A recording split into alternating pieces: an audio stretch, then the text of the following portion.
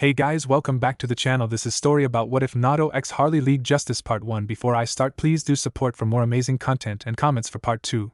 Do consider to subscribe my channel and share my video to your friends and check out the description as well. Let's start the video. On a dark night in the city of Gotham, nothing really changes in this place. Everyone constantly look over their shoulders in fear as crimes are at an all-time rise. Robberies, murder, kidnapping, drive-by hijacking, gang wars and so much more. The Gotham police were up to their necks in solving such crimes, as taking down one results in two more popping out of nowhere. It doesn't make things better with some of the members letting the criminals go scot-free due to bribery and blackmail. However, the criminals may have had precautions against the law enforcers, but what they didn't, or rather couldn't set up countermeasures for, was a certain man who shares a similar purpose with the police but isn't a part of them whatsoever. This man works in the shadows, ready to pounce at them without them noticing. The last thing that any of his victims would see is his descent towards them with the appearance of a black predatory bat, and wake up later to find them tied up in front of the police station. Hence everyone began to call this shadowing vigilante Batman, or the Dark Knight of Gotham. For as long as the people could remember, this dark hero has been solving numerous crimes and defeating many villains possessing powers beyond what no other human could go up against. And as time went, Batman was joined by several other heroes with the same purpose. Names like Robin, Batgirl, and Nightwing, who was formerly the first Robin before passing the call to the second and left for another city. At this moment, a police radio is currently passing information to the police cars of a regular crime for them to quickly move in and neutralize. All units, please be informed that there has been a robbery over at Calico's Jewelry and the suspects are currently making their escape in a getaway vehicle, which is a blue 2016 Ford Transit 150 van. One of the policemen picked up the radio and responded to the call. This is 8 Lincoln 30 to dispatch. We read you loud and clear. We're engaging pursuit of the robbers, over. They drove off in search of the robbers.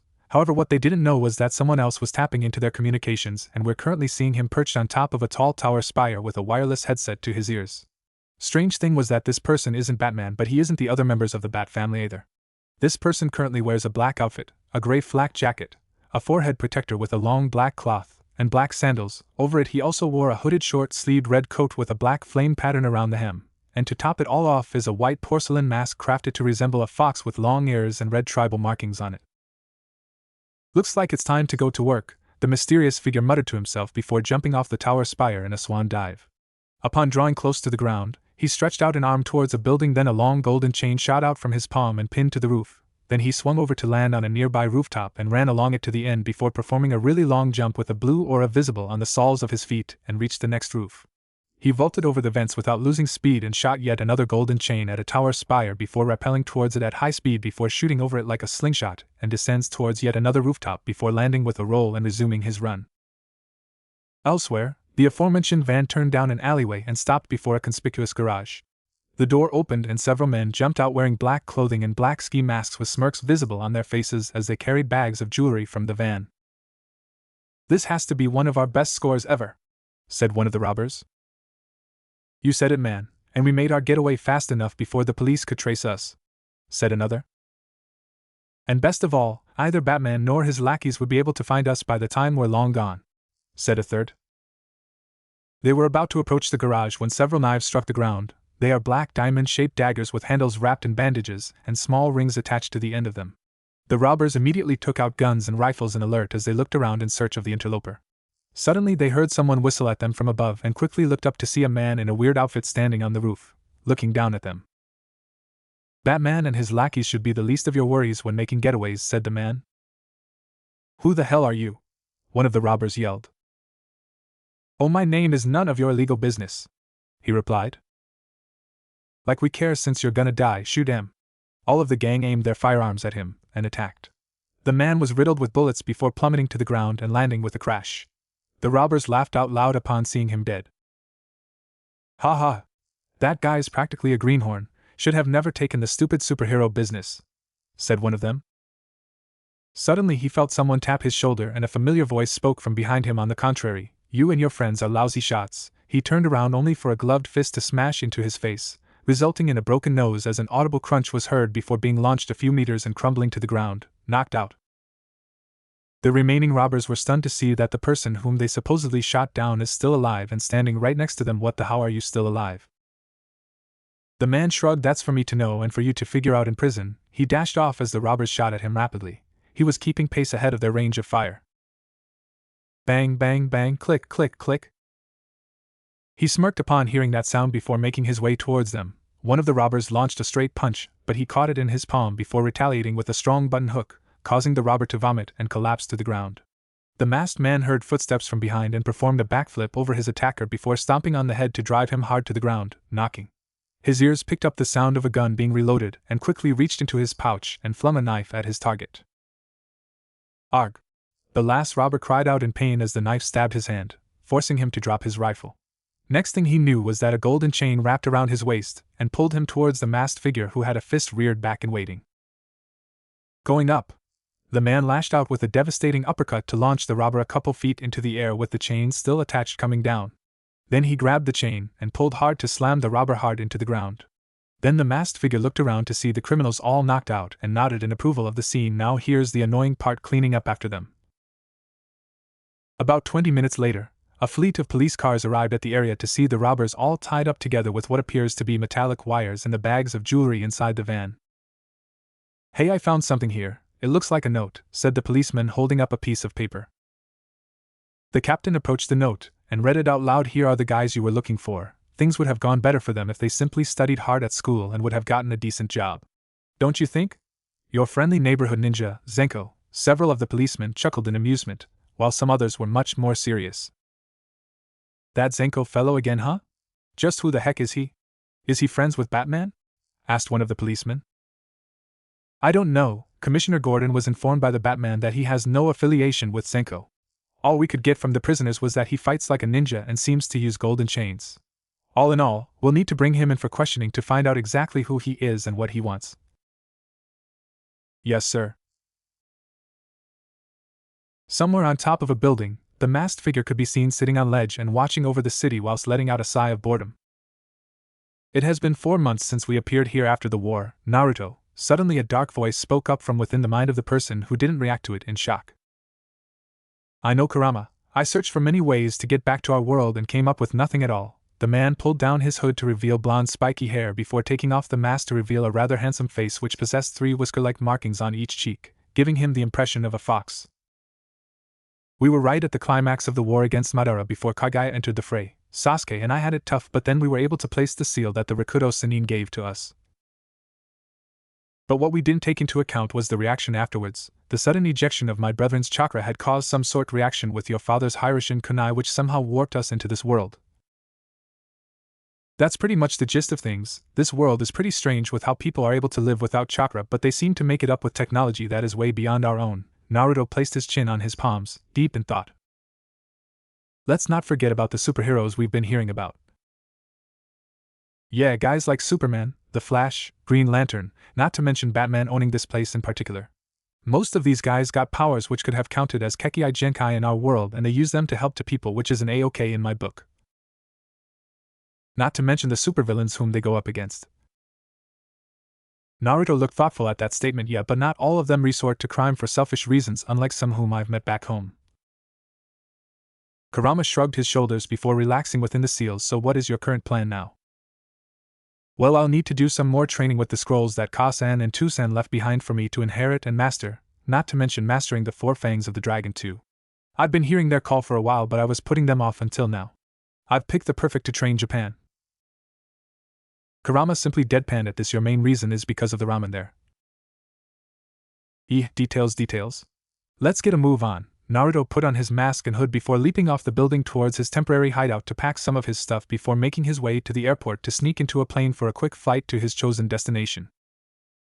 Meanwhile, somewhere near the sea is a rather classy mansion situated close to the edge of a cliff. This building happens to belong to Gotham's renowned billionaire and owner of the Wayne Corps, Bruce Wayne. The place might seem to be the ideal place for a man like him, but there's more to this man than meets the eye. We venture into the manor and through a hidden passageway which leads us into a cave with bats flying around and numerous varieties of technology ranging from automobiles to jet planes. In the center of the cave are computers with many monitors, and someone sits before them. The man wears a 2-piece gray bodysuit with a bat-shaped emblem sewn on the chest region. A black cowl with long pointed earpieces covers his head and half of the face, with only the mouth and chin exposed. The cowl is attached to a black scalloped cape that hangs down below the knees, long black gloves with 3 pointed accoutrements on each of the forearms, yellow square belt with multiple pouches, and black boots reaching up to the knees. This man is none other than Batman, the guardian of Gotham.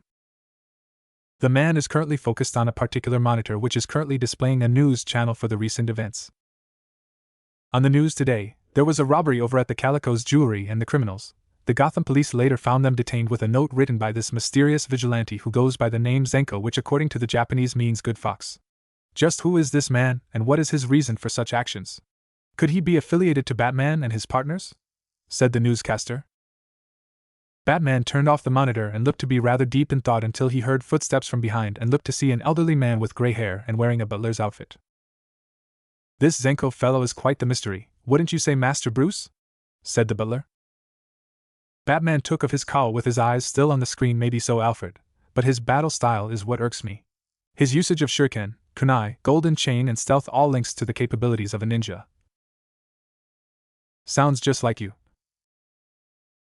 True, but majority of ninjas come from many clans with different ideals, so we don't know of his purpose here in Gotham or if he doing all this as a form of a ruse. I need to find this man to make sure that he isn't a threat in disguise. Well, it looks to me that this fellow seems to respond instantly to any distress calls from the Gotham police and moves ahead of them to absolve it and leave before their arrival, said Alfred. I figured as much, which is why the next time we'll be waiting for him and finally get to the bottom of things.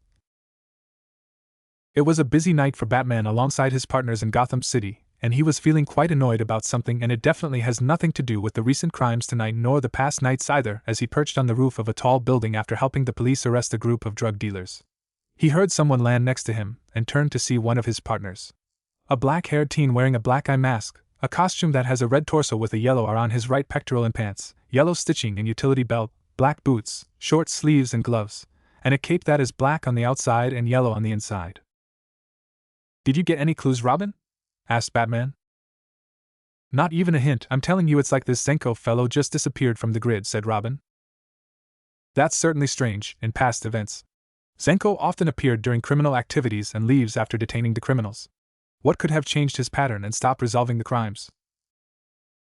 Robin looked at Batman curiously. But what's the big deal about this Zenko guy? From what I'm seeing, he's rather a guy helping us out by taking down bad guys.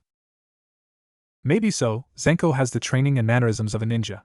One of the greatest tools of a ninja is deception, something we need to find out if he is using just that, and where exactly he came from to figure which clan he originates, Batman explained. So a wild card, in other words, said Robin. Well, wild card or no, you guys won't be able to find him. A feminine voice spoke up for Batman and Robin to turn towards the voice. The voice belonged to a girl with long auburn hair, wearing a black bodysuit with a cowl similar to Batman's, yellow gloves, boots and belt with the bat emblem on her chest being yellow. Her short cape is black on the outside and yellow on the inside. What do you mean by that, Batgirl? Asked Robin confusedly. Aside from his absence here in Gotham, I was watching a documentary on a Japanese channel as reference for my school project when it suddenly switched to breaking news about an outgoing war between two Yakuza clans in a district. I was about to shrug it off when I saw that Zenko guy show up on TV and take down both clans. So I suited up and came over to tell you guys about this, said Batgirl. That explains why he wasn't responding to the crimes back then, said Batman. Yeah, he wasn't around to begin with. We waited around for a week and she finds out from watching an international TV channel because of a school project, Robin grumbled.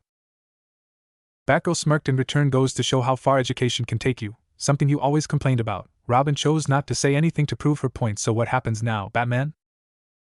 For now we continue with what we do but keep tabs on his activities over there, though I get the feeling that he wouldn't be staying there for long and might be moving to different cities at certain intervals, said Batman. So there's a chance that he might meet guys like Superman and the Flash during this tour of his? Asked Robin. Chances are quite large with that question along with his return, so we'll be on standby till then, said Batman. Personally, he could always contact Superman since they're friends in a way should the mysterious ninja encounter the Man of Steel. Robin and Batgirl nodded in affirmation before taking out their grappling hooks and firing them at nearby buildings and then swinging off to patrol the city, leaving behind Batman to his thoughts of just where the mysterious. Meanwhile, we find said ninja at the beach over at Ogasawara Islands wearing a pair of orange swimming trunks and blue sunglasses while relaxing on a beach chair with an umbrella overhead to provide shade and a glass of cocktail in hand, while a radio is placed nearby playing some music. Oh yeah, I can tell you that one doesn't get a chance to relax like this back at home, said Naruto before taking a sip from his drink. He heard a scoff and pushed up his glasses to glance to the side and look at who scoffed. It was his partner Kurama, who was out of the seal with Naruto about the size of a regular fox. He was currently curled up on a beach blanket taking a snooze when he heard Naruto talk. Oh please, the only time you relax is when you go to the hot springs, otherwise you would be training your head off because of the Uchiha or the Akatsuki, which is why I'm wondering why you aren't training now," said Kurama. "Relax, Kurama, I am training.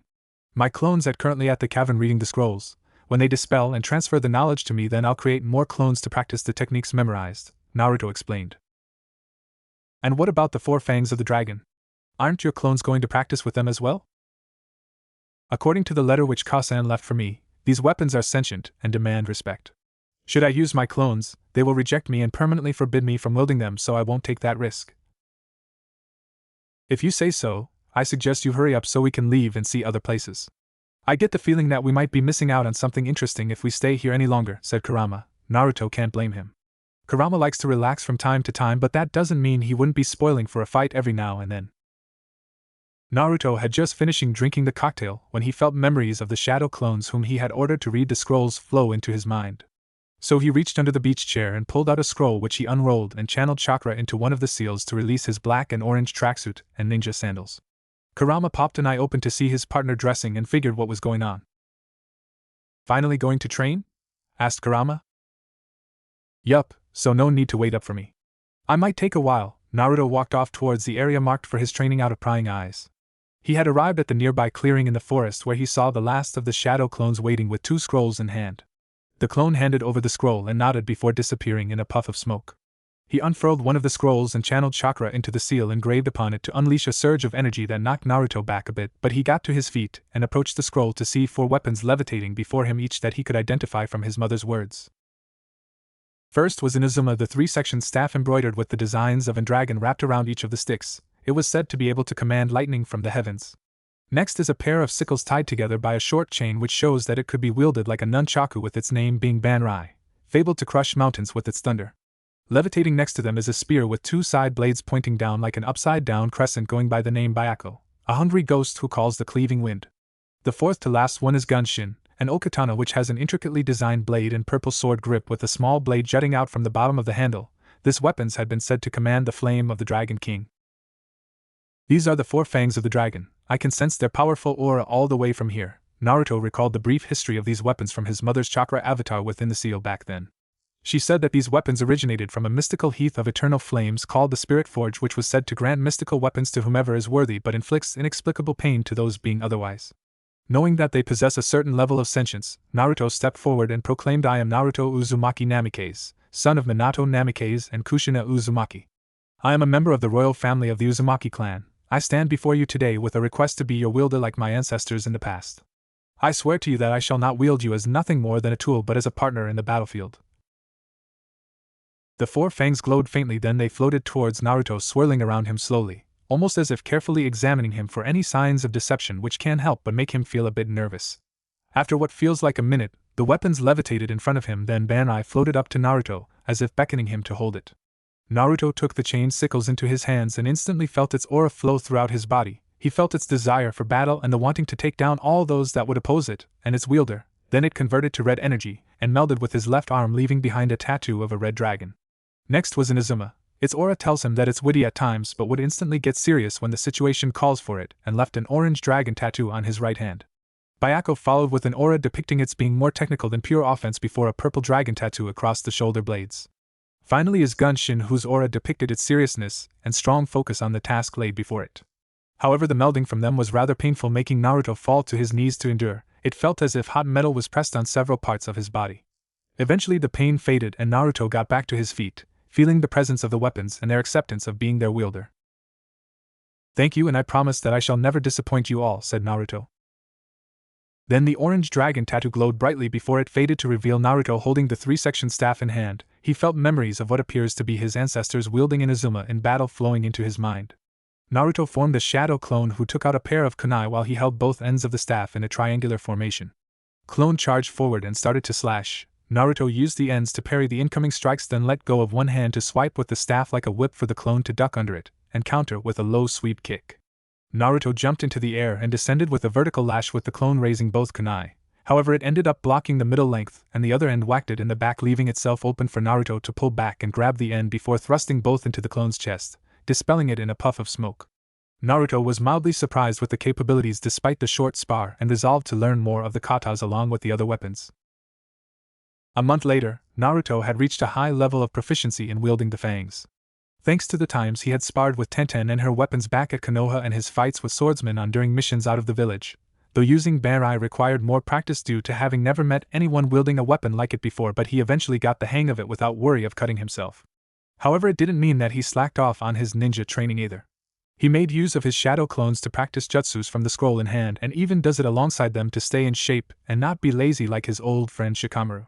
However, during the end of the month that he found something rather interesting. Naruto and Kurama, who hid away 8 of his 9 tails to ride on the former's shoulders, had long since left the Ogasawara Islands and were taking a tour through Japan, all the while detaining criminals. Right at this moment, they were currently at Takachiho, while viewing a large cave with some of the tourists from an observation point. It had been told in the legends of the Japanese religion Shinto that the sun goddess Amaterasu hid herself inside in grief after her brother Susanoo the storm god went on a rampage, leaving Japan in complete darkness for a long time until the gods conspired to lure her out of the cave by throwing a party which piqued her curiosity enough to come out. Never thought that this world would also know about the Shinto too, thought Naruto. The old man once told the Bijou and I that some dimensions tend to share similar aspects, and this happens to be one of them, said Kurama. Naruto walked away back to the bus station. That's true, anyway, where our next destination would be? How about this place Akihabara? I hear they sell some pretty cool stuff, so it won't hurt to check it out. He suddenly heard something akin to a chick cheeping. Feeling curious, Naruto strayed off the path and followed the sound as he took note that the cheeping became faster and felt an emotion of panic, causing him to move quickly till he stopped at a tall tree and looked up to see a large bird attacking the source of the cheeping, much to his anger. Naruto took out a shuriken from a seal on his wrist, which he then threw to purposely miss, but was enough to scare the attacker away. Then he quickly climbed up to the top and saw a chick with red feathers. It was very hurt. Damn, I can't believe that bird to do something like this. I'm not picking up any scent of its parent, best use my chakra to heal it, said Kurama. The chick saw the stranger and fox and started to panic when the human reached out to grab it and tried to escape, but the injuries were too much for that intention to work. The human scooped it up in his hands as it closed its eyes in fear when suddenly a warm sensation came over it, and the pain went away. The chick opened its eyes to see a golden flame covering its body before fading away, and that the human was smiling. There, all better now. Let's put you back and watch out for that crazy bird, okay? Said Naruto. He placed the red chick back on the branch, but no sooner he did than the bird hopped back into his hand, much to his confusion. I'm done healing you, so just wait here for your parents, okay? He put the bird back and again it jumped into his hands, this time hopping onto his spiky hair and settled itself there comfortably. What's going on here? Apparently this chick sees you as its parent, said Kurama. What? But it doesn't make sense, especially since it hatched long ago, Naruto protested. Actually, in a way it does, due to there being no scent of the supposed parent, and you protected it from that bird and healed it. So the chick imprinted itself upon you. Naruto wanted to say more but couldn't, just felt that this was going too fast, so it stuck with me, huh? Yup, so what are you going to name it? I got nothing, let's talk about this later, okay? Got a lot on my mind. Naruto climbed back down to the ground and walked away. It's getting kinda hot, must be the heat of the sun. Weeks later, Naruto was swinging with his chakra chains and his Zenko gear as he was on the move in Tokyo in the nighttime. He was currently in search of any crimes to deal with before packing up and leaving Japan for his next destination. He currently let go of a chain to somersault a few times before landing on a roof, then ran along to leap off the edge towards a skyscraper, where he ran along the wall and fired a chain at another building to swing off and dive to the streets below. Naruto grabbed onto streetlight pole and spun around several times before using the momentum to launch himself into the air and land on a moving commercial bus. He waited briefly before jumping towards an alley and bounded up the walls to the roof. There he leapt along the rooftops and perched on top of a water tower. He was currently scoping out the area when he heard a cheep and something poked out from his hood to appear beside his head. It was the young bird, but it had grown quite a bit with beautiful plumage. Naruto smiled fondly as he rubbed its neck, and it was enjoying it. I see you're relaxing, Sigmiz, you lazybones, he chuckled when the bird chirped in protest. Suddenly he heard gunshots and looked to see a group of men dressed in black tuxedos while wearing black masks engaging the police in a gunfight, and here I thought that I wouldn't find something to do tonight. Prepare for another action-packed episode. Naruto bounced on his toes before jumping off the water tower towards the fight below. The police were taking cover behind their vehicles to avoid the gunfire from the masked gangsters. One of the policemen poked his head over to look and was stunned when one of the gangsters took out a firearm that they weren't supposed to have. Men, run! One of them has an RPG, rocket-propelled grenade, ready to fire at us. The rest of the enforcers scrambled to escape the incoming blast, but the warning came too late as the gangster fired a grenade towards them. The explosive projectile was halfway when someone landed in front of it. Then he took out a scroll and unfurled it as he called out "Seal," and the grenade disappeared in a puff of smoke, much to the shock of both sides. Having a clearer look, they recognized who the person is. It's Zenko, the guy who helped take down those Yakuza from the other city. What's he doing here? Naruto put the scroll away in his pouch and faced the gangsters as he called out to them, "Didn't your mothers tell you never to play with guns or RPGs for that matter? They're toys for grown-ups after all." That apparently ticked them off. "What did you say?"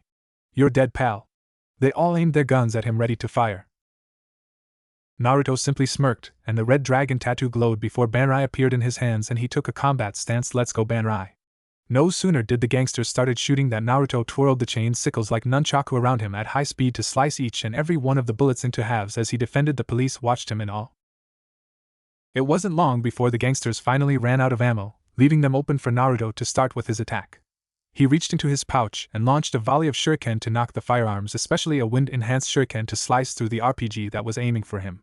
Naruto leapt into the air and shot out a chakra chain to strike the ground in the middle of the group before pulling himself towards them while nailing two gangsters in the face during his descent. The others brandished katana and wakizashi to attack. Naruto twirled Banrai once more to deflect the incoming strikes and then countered one with a roundhouse kick and ducked under a slash and knocked three of them down with a low sweeping kick before performing a handspring kick to strike the gangster coming in from behind. Naruto noticed one of the gangsters running away from the fight and shot out a chakra chain to wrap around his waist. "Get back here." Then pulled it back to swing him about to slam into the three gangsters that had gotten back to their feet to be knocked to the ground again, and this time losing consciousness. The whole place was silent till Naruto turned to the police after putting away Banrai and cleared his throat rather loudly for them to hear before speaking. "Aren't you guys going to do the rest of your job?" That seemed to have snapped the enforcers out of their stupor as they quickly made their way to the defeated and handcuffed them whilst returning the stolen money back to its rightful, with the leader approaching Naruto to speak with him. "Thanks for the help, Zenko. If you weren't here, there would have casualties," said the police officer. Naruto simply waved him off. "It's no problem at all. I saw that you guys needed help and provided just that." "Even so, thanks, especially the taking down of those Yakuza clans back then. Those two were the most powerful in the district until you showed up to take them down. I hope to see you around." "Maybe so, catch you later." Naruto shot a chakra chain to a nearby building and pulled himself up before swinging away while many bystanders who had been recording the fight watched him leave. Elsewhere, Naruto was swinging through the buildings and running across the rooftops when he suddenly landed on a rooftop and skidded to a stop with a slight frown behind his mask. Sigmiz poked its head from the hood and looked at Naruto as if asking what the matter was and was gently shushed to be quiet before speaking out loud. "You can come out now. I know that you've been following me." He heard footsteps from behind and turned around to see someone appear from behind a large billboard. It was a female with short black hair, and her face covered by a red mask with only her eyes and mouth exposed. She wears a red and yellow outfit having plated armor around the hips with black gloves and boots. Naruto took note of the blades strapped to her back, with one of them giving him a chilling sensation. "I wonder who this girl is," thought Naruto. "I have no clue, but watch out for that sword of hers. I'm sensing some strange energy from it," said Kurama. Naruto mentally nodded in affirmation and faced the mysterious stranger. "Who are you and why were you following me?" The woman was silent for a moment before finally replying, "I believe that one is supposed to introduce themselves before asking for another's name." "Normally yes, but it's obvious that you know who I am, otherwise you wouldn't have been following me." The woman smirked a bit at the response. "Very well then, Zenko-san, my name is Katana. I must say that I'm impressed with how you were able to detect me. Only the true masters in the art of stealth could find my presence, which isn't surprising considering that you're a shinobi. Merely standing from this distance, I can feel great power from you." Naruto was mildly surprised at her ability to sense his chakra but responded nonetheless, since he doesn't sense any negativity from her. "Thanks for the compliment.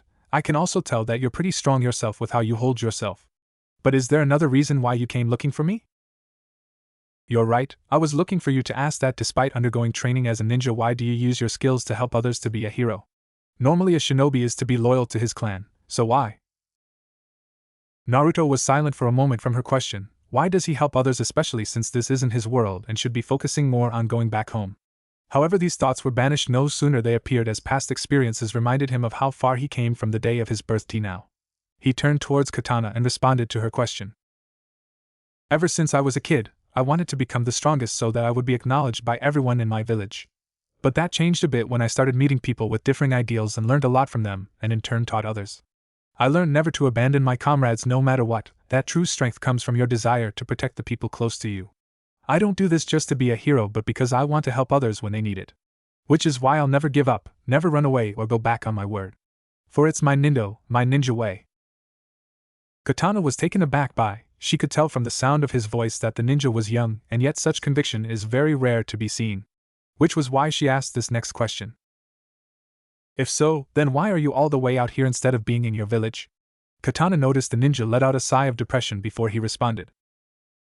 Due to certain circumstances, I ended up being displaced from my village with no way of returning. But I'm still searching for a way back. But in the meantime I decided to help the citizens in any way I can till then, said Naruto. I see, then Katana thought where would his village be that he couldn't return to so easily. I'd best get going, this is my last night here in Japan, said Naruto. Katana was rather surprised you're leaving, why were you even here? Last I heard you operated mostly in Gotham. I came here to train a bit as well as get some R&R while helping out here and there. Now that I'm more rested and gotten some training in, it's time for me to get a move on, said Naruto. Where will you be going? Asked Katana. Naruto wagged a finger and spoke with a voice laced with amusement. Now, I can't go telling you just like that. After all, a ninja is very particular about information, you know? Katana smiled as well. So will I see you again? Now that I can tell you, I'll eventually come back here. All you need to do is keep an ear out on the news to find out where I am. Till then, I'll catch you later. Naruto reached for his mask and lowered it enough to expose his blue eyes, which seemed to sparkle with light, and winked at Katana before putting it back on, then taking a running leap off the rooftop while shooting out a chakra chain and swinging away with Katana watching him leave. He's an interesting one. Most ninjas kill their emotions to avoid complications in their missions. But he wears his emotions on his sleeves. I look forward to meeting him again and maybe engage in a spar, said Katana with a smile. Several hours later, a plane had taken off from the airport and was en route to its marked destination. Inside the cargo hold, Naruto was currently reclining on some wooden boxes whilst snacking on some potato chips, and Sigmiz was pecking at some too. Due to technically not existing, he plans to forge some records for himself to get around more easily, since Gotham would leave behind a paper trail if he did that with someone like Batman capable of tracing him, which is why where he's going might make things a little easier for him to forge some. Naruto took out a magazine from nearby and opened it up to read. One of the titles on the cover was written Metropolis. Ladies and gentlemen, we are now arriving at the Metropolis, so please remain in your seats with seatbelts on until the plane lands and comes to a complete stop. Thank you for flying with us and do have a nice day, said the air hostess, who was currently speaking out to the passengers on board the Metro airline as it flies towards its marked destination. A couple of minutes later, the plane landed on the runway and taxied over to the terminal. There the passengers disembarked the aircraft while the workers proceeded to move the luggage, unaware of a blur zipping past them and into the terminal, where it moved into the washroom, then into one of the stalls. The blur revealed to be Naruto, who had snuck into the aircraft back at Japan with his pet bird Sigmiz, which was tucked into his hood. That was a long flight. Now to change into something so I can blend into the crowd for now. Naruto took out a scroll and unfurled it to unseal some casual clothes, which consists of a brown jacket over a white t-shirt with brown trousers and black boots. Then he used a henge to change his spiky blonde hair to smooth crimson hair, and Sigmiz tucked itself into his collar. He calmly walked out of the washroom and left through the arrivals hall. Naruto let out a low whistle upon seeing the city of Metropolis and its tall buildings. Man, check these out. Gotta provide some awesome views from up top. That's nice and all, Kit, but remember why we came here instead of going straight back to Gotham, said Kurama. I know, good thing I studied the map a bit on the way here, thought Naruto. Then he hailed a cab to give him a ride into the city. He dropped off near the park and took out the guidebook from his pocket to look at the map once to pick out his next destination, which happens to be somewhere in Chinatown, and made his way over there. Naruto walked along the streets and looked around the area, had to resist going into ramen shops much to his mortification. His eyes set upon an internet cafe down an alleyway and smirked before entering it. He walked over to the reception desk and whispered out to the person behind. Hey man, I was told that you could help me with something? Said Naruto. The receptionist looked up with a quirk eyebrow. And what exactly do you need help with?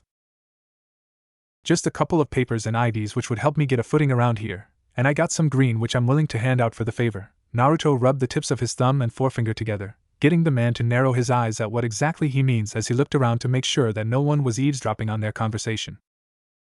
The man got up from his seat and whispered to Naruto, follow me to the back and we'll get started. Naruto nodded in affirmation and walked after him to the staff room out back. And, I have no idea how fake documents are made. There the man took Naruto's picture, then inputted some information like his birth certificate, national identity, and other papers before hacking into the database and placing them there. The man finally created the hard copy and cards before putting them into a dossier which he handed over to Naruto, who then handed the money over him as payment. Naruto had used the henge of Kakashi to earn some bounty by catching criminals on the most wanted list. Here you go, man. But remember, we never knew each other, said the man. I won't tell a soul, said Naruto as he walked away back into the streets, where he took out the guidebook again to read. Now that is over and dealt with, our next step would be to find a way to gain a stipend. Why not republish your godfather's books? Said Kurama. Good idea. Might as well use their perversions to my advantage then, as well as give a book the attention that it truly deserves, thought Naruto with a smile. He chartered another taxi and had it transport him to a publishing house. He spoke to the receptionist and requested for an appointment with the one in charge, then was told to wait for a while. It took at least an hour, with him purchasing a drink from a nearby vending machine to quench his thirst, till the receptionist called out for him to be led to the office of the man in charge. Once passing through the door, Naruto saw a man sitting behind a writing desk with a computer on top of it.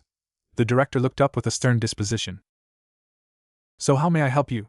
Asked the director. Good afternoon, sir. I'm actually wanting to republish some books made by my late godfather. I have a collection of them right here, said Naruto before reaching into a pocket and took out a book with an orange cover which depicts an image of a man chasing after a woman, both laughing. The director quirked an eyebrow and took the book, then proceeded to read. It wasn't long that Naruto heard a perverted giggle which caused him to roll his eyes. Why does some of the people he encounters tend to be a certain variety of a pervert? A super pervert, a closet pervert, and just plain pervert. What else is there? The director closed the book with a pink tinge on his cheeks as he faced Naruto. Your godfather must have been truly inspired to create such grand art of literature. I'll send it to the boys downstairs to begin the press.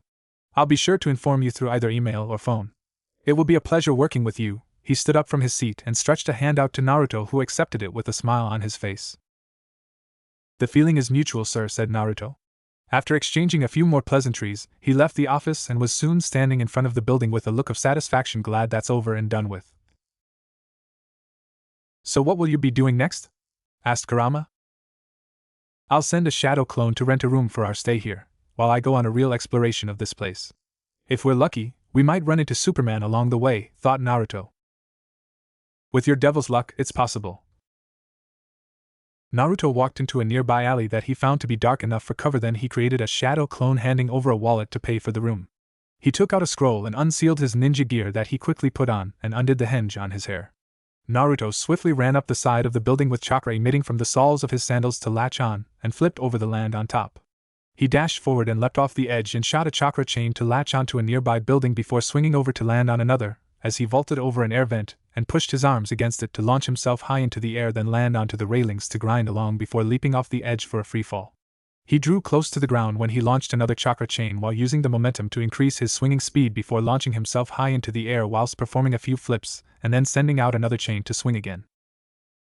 Down below on the streets, many pedestrians had been catching glimpses of the shinobi swinging along the buildings and were raising quite a chatter when at first they thought that it was their iconic hero or his cohorts. Look! It's that Zenko guy, said a man.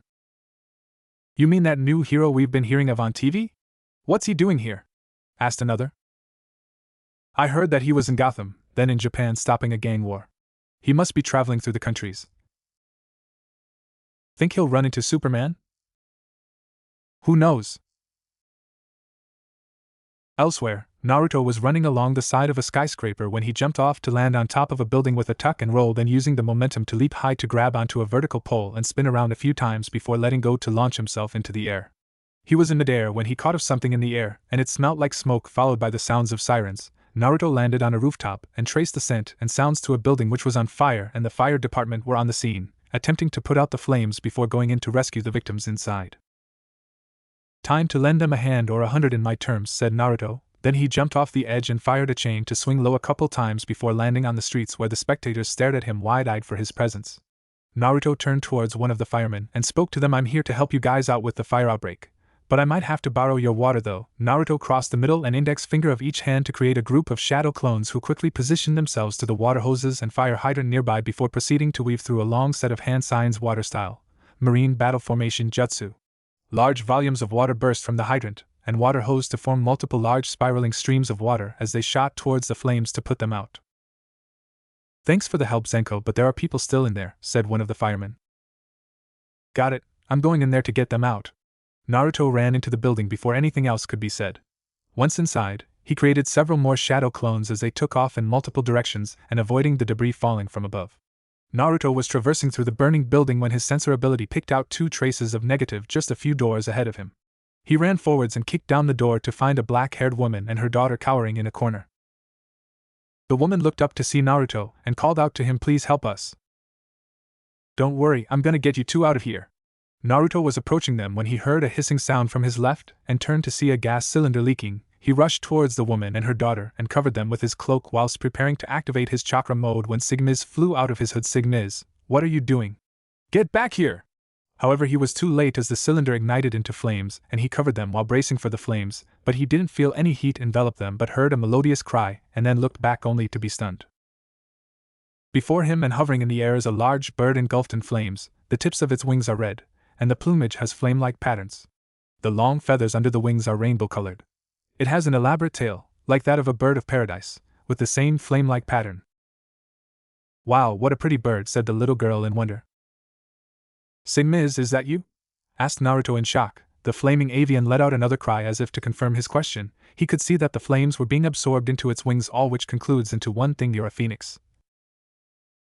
"Kit, we don't have time to be distracted. Your clones are done with the rescue and you're the only ones left inside," said Kurama. "Oh right." Naruto created a shadow clone to pick up the girl while he carried the women, then both jumped through the window and were running down the side of the building as the remaining clones had completely extinguished the remainder of the flames. Naruto looked around for Sigmiz when he heard a cheep from his hood and looked to see that it was back to its smaller form and sleeping. A group of people covered in soot approached the ninja with looks of gratitude. "Thank you for saving us, Zenko. We're truly grateful for your help," said a man. "You really helped us out with this one," said one of the firemen. "Thank you and the fire bird for saving me and mommy," said the little girl cutely. Naruto simply nodded in affirmation. "You're all welcome, I was glad to help. I'll see you all later." He jumped into the air and stretched an arm out as a golden chakra chain shot from his palm to hit a building before swinging away with the onlookers watching with admiration. The ninja swung around a few buildings before landing on a rooftop where he perched on top of a water tower and gently reached into his hood, then held out Sigmiz in his cupped hands. "I never would have thought that you would be a bona fide phoenix. But it somehow makes sense now. I recall the number of times when the bird would acting excited whenever you practice your fire jutsu and would try to get close to the flames," said Kurama. "You're right, and it also explains why Sigmiz was alone when we found him back at Japan," thought Naruto. "Yeah, heads up, Kit, there's someone approaching us." At his words, Naruto picked up a trace of foreign energy heading towards them and turned to see who it is before recognizing the person due to the media. He was looking at a teenage girl with long blonde hair, wearing a white short-sleeved shirt with a red S emblem which has the midriff exposed and a red mantle reaching her waist, white gloves, blue short skirt, and red boots reaching up to her shins. "Hey, I know you, you're that new hero Zenko," said the girl as she hovered in the air before him. "And you must be Supergirl, it's nice to meet you," said Naruto with a slight bow. "You're a ninja, right? How come you're operating in the daytime? I thought ninjas prefer acting in the dark," said Supergirl confusedly. "That's stereotyping. Where I'm from, ninjas can operate both in nighttime and daytime," Naruto replied with a quirked eyebrow. "So what brings you here? Last I heard, you were at Japan. You're on some kind of tour or something?" "Pretty much, I was doing some training before deciding to take some detours along the way," said Naruto. "Saw anything interesting before you came here?" Supergirl appeared to be curious about the ninja. From what she knows, they were supposed to be the silent types and very secretive, but this one happens to function out of the norm. Her friend Batgirl often told her of how her mentor Batman lacked a sense of humor, and also about he was looking for Zenko. "Well, I've been to the Ogasawara Islands, which is an awesome place to lounge at the beach. Then there's Akihabara, where you can get some awesome stuff like manga, gadgets, among other awesome stuff. I recommend that you check it out on your free days." Supergirl smirked in response. "I think I will. That is, once my cousin can manage on his own." "I remember that Superman is your cousin. How's the big guy doing? I've heard of the incident with him and that dark side dude," said Naruto. The young heroine looked down in depression as she knows of what he was talking about. Her older cousin Superman had been brainwashed by the lord of the planet Apocalypse Darkseid into thinking that he was his son and leading an assault on Earth. She tried to stop him and was defeated, but he eventually broke free of the mind control and defeated Darkseid. However, there was an immense damage to his reputation with the Earth's populace, and the trust was severely damaged. Superman didn't reveal much, but she knew that he had been overworking himself to regain the people's trust again. "He's doing fine, but he was really bothered about what happened then," said Supergirl. Naruto nodded his head to her words. "I can understand how he feels, as I was in a situation similar to his." "What's that supposed to mean? What could you have possibly experienced to be the same as my cousins?" Supergirl glared at the ninja, questioning how he could tell the pain of ostracism be equal to her cousins. Naruto chuckled softly at her question. How many people had he met to have asked just that? "On the night of my birth, something terrible happened in my village, and since then they hated me because I reminded them of what happened back then. To them, I wasn't one of their own kind but a monster who took away their loved ones and treated me as such. But instead of responding to their hatred with my own, I rather chose to seek their acknowledgement by becoming the leader of the village, but that changed to wanting to protect them." Supergirl was rather skeptical and used her super hearing to listen to his heartbeat, only to be surprised that it was beating normally, which meant that he wasn't lying at all. This made her feel a little guilty at what she said before, but then how could you forgive them so easily, just like that? Thing was that deep within there was a part of me that truly hated the village, and I met it before. At first I fought against it, but later on made peace with it, with the assurance that I still trust the village as they are important to me and gave me the confidence to live up to their eventual trust. So when I heard of what happened with Superman, I knew that he would be in the same situation, but I believed that he would eventually regain there through his hard work and offer my support to him. Wanting to know more about the ninja, Supergirl used her X-ray vision, and a tinge of pink appeared on her cheeks when she saw the spiky blonde hair and the whisker marks on his cheeks, not to mention his cerulean blue eyes. She was about to say something else when she heard something, and it seems like Senko sensed the same thing as he turned to the same direction sharply. "I'm sensing a large surge of electrical energy from here," said Naruto. Supergirl's eyes widened in realization of what he was implying. If it was who she think it is, I think I know exactly who it is. She flew off before Naruto could say anything. "Hey, wait up! How am I gonna catch up with her?" Suddenly Sigmiz jumped out of his hood again and burst into flame, revealing his phoenix form but much larger than at first. Sigmiz screeched a few times and beckoned to its back as if saying to get on, which he caught onto. "Thanks for the ride, Sigmiz. Now let's go after her." He leapt onto the phoenix's back and was surprised to see that he wasn't burnt before it flew off at high speed whilst leaving behind a trail of embers, and soon caught up with Supergirl, who was wide-eyed at the sight. "Where did this one come from?" she asked confusedly. "This is my first time actually. Let's get to the source of the surge and stop it as soon as possible," Naruto responded. As the duo drew close, they saw arcs of electricity bursting outwardly and numerous vehicles exploded, with the citizens and police officers taking cover from the currently unknown source of the chaos until they finally got a visual. Apparently it was a girl with ghostly white skin and blue hair which stood on end. She wears a black leotard with a lightning bolt down the front and black boots as electricity emitting from her body. "Just as I thought, it's Livewire," said Supergirl with a frown. "I take it you know her well?" asked Naruto as he jumped from Sigma's back to land on the street next to Supergirl. "Too well. A friend of mine and I went up against her, Poison Ivy and Harley Quinn, and were able to take them down. Looks like she got out of prison." "Then I hope you don't mind another team up with me?" Naruto took a fighting stance with Supergirl smirking at him. "Sure thing, I'm kinda curious to see what you can do anyway." "Then you won't disappointed." The villainess turned around and saw the heroes, one of whom she was familiar with, as she glared at Supergirl. Well. Aren't you a sight for sore eyes, Supergirl? And you brought along that ninja wannabe whom I heard of on TV. "I'd appreciate you not mouthing off about things you don't know about, you walking battery," said Naruto with a tick mark on his head, with Supergirl snickering at the snarky reply. Livewire frowned at the ninja. "What did you call me?" "Did I stutter?" "That's it, I'm gonna light you up like a Christmas tree." "Sorry, but we're in the middle of April." Electricity surged from Livewire's hands as she thrust them forward to fire off a dual blast towards them. Naruto dashed to the side and flung a handful of shuriken at her, only for them to be deflected when she created a dome of electricity around her. Supergirl flew straight at Livewire with her fists reared, but the villainess transformed herself into a bolt of lightning and flowed into the electric pole to zip along the power lines for her to punch the ground and form a large crater. "Oh no, you're not going anywhere, Shaki." Naruto aimed with a chakra-coated kunai and threw it ahead to cut the power line, forcing Livewire to emerge. He then crossed the middle and index fingers before calling out Shadow Clone Jutsu. A small group of copies appeared next to him before charging forwards to engage the target. Livewire was momentarily surprised before firing electric blasts at them with the clones disappearing, not before making witty replies. Got the wrong one, try again. Your poor choices of target is why you never get a boyfriend. Oh, thanks for charging up the boss's phone. Hey, we know a guy who loves lightning and also funerals too. The villainess was gritting her as her anger towards the ninja grew with each taunt. Shut up and let me zap you already. Suddenly she felt something wrap around her waist and turned around to see Naruto holding a golden chain in his hand. Big mistake you made here.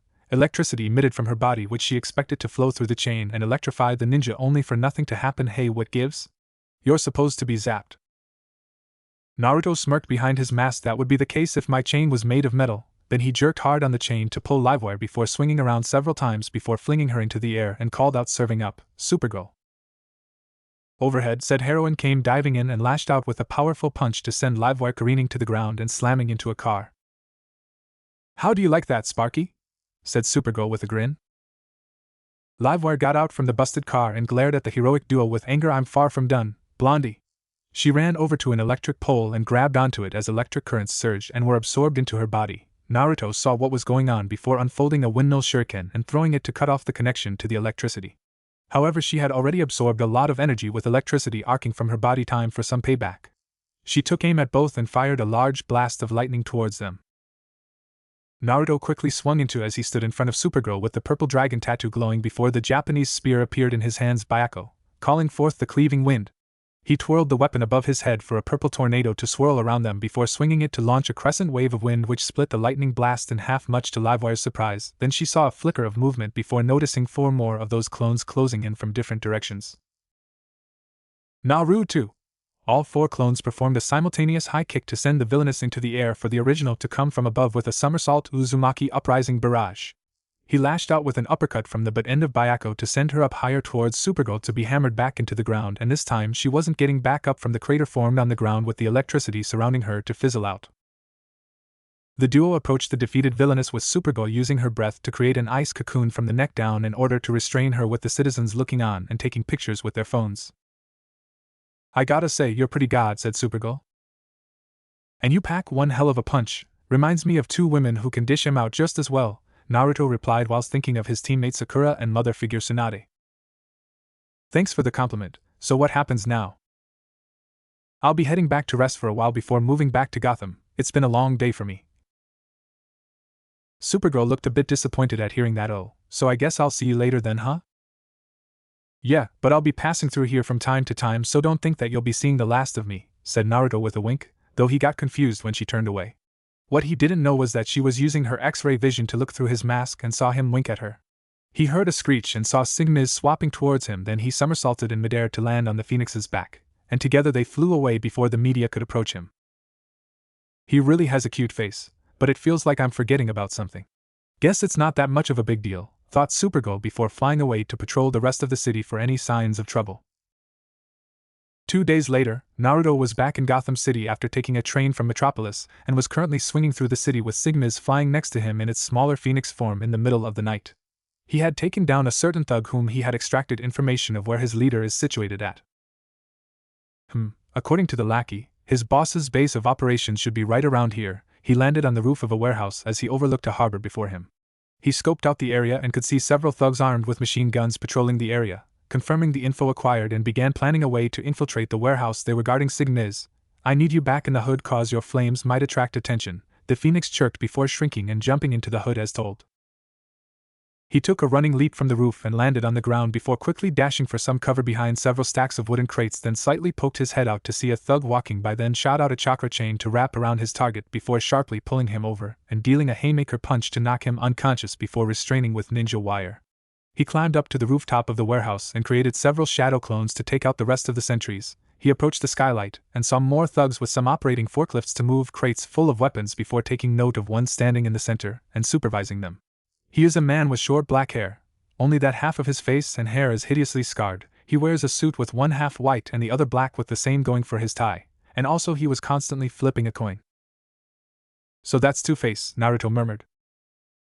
He certainly has half a face which only a mother would love, said Kurama. Naruto rolled his eyes at the fox's pun. He quietly opened the window and crept inside as he moved along the rafters overhead before listening to the conversation below.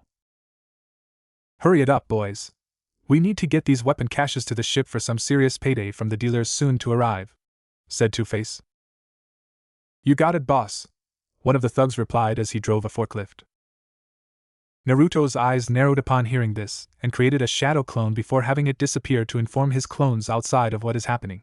He took out a single shuriken and flung it puncture one of the forklift's tires, much to the driver's confusion.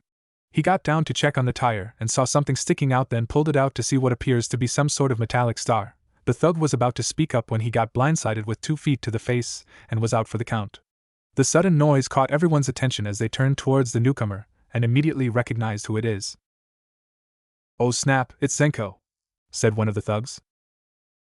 But I thought he was in Metropolis, said another. Two-Face then spoke up like it matters, kill him and let's resume our business. The thugs armed themselves with firearms and took aim at the ninja. Sorry, but not only am I not going to die, but I'll be shutting down your operation. Naruto sharply threw a handful of shuriken to disarm of them before taking evasive action from the gunfire, as he vaulted over stacks of wooden crates and ran along conveyor belts and proceeded to weave through a set of hand signs wind style, Great Wind Blast. He thrust his palms forward to produce a large blast of non-lethal wind to send most of the thugs flying into walls and craters, knocking them out. Arg, just shoot him already, Two-Face yelled in anger. We're trying, boss, but we can't seem to keep a beat on him, said a thug right before a chakra chain wrapped around the arm holding the gun and was swung around to slam into one of his cohorts. Naruto would have smirked, but he had to leap high into the air to avoid gunfire from behind and threw 2 kunai to disarm his attackers before descending towards them with a double punch to knock them out.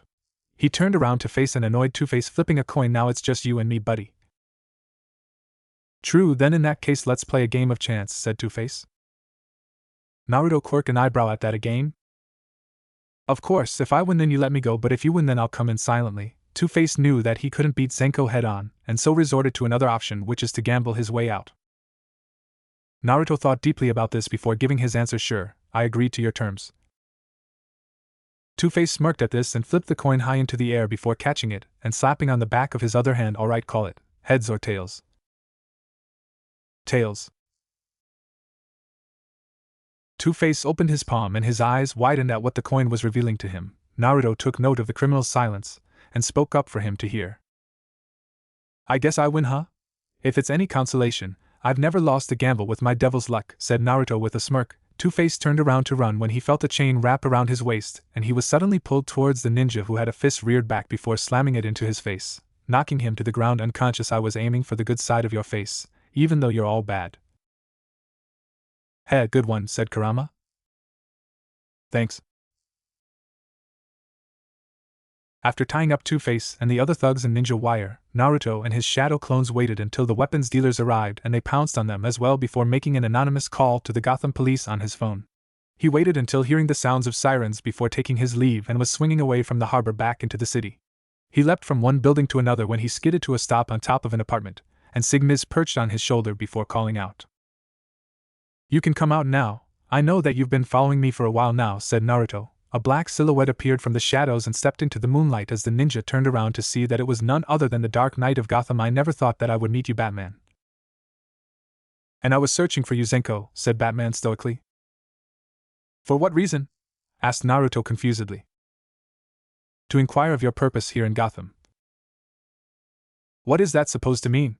I've been helping out with the police wherever I go, whether it is here in Gotham or any other city which I've been to. Naruto was getting a little annoyed at the question. I am well aware of your participation in stopping the gang war at Japan and the recent assistance to Supergirl against Livewire with most skills similar to that of a ninja, said Batman.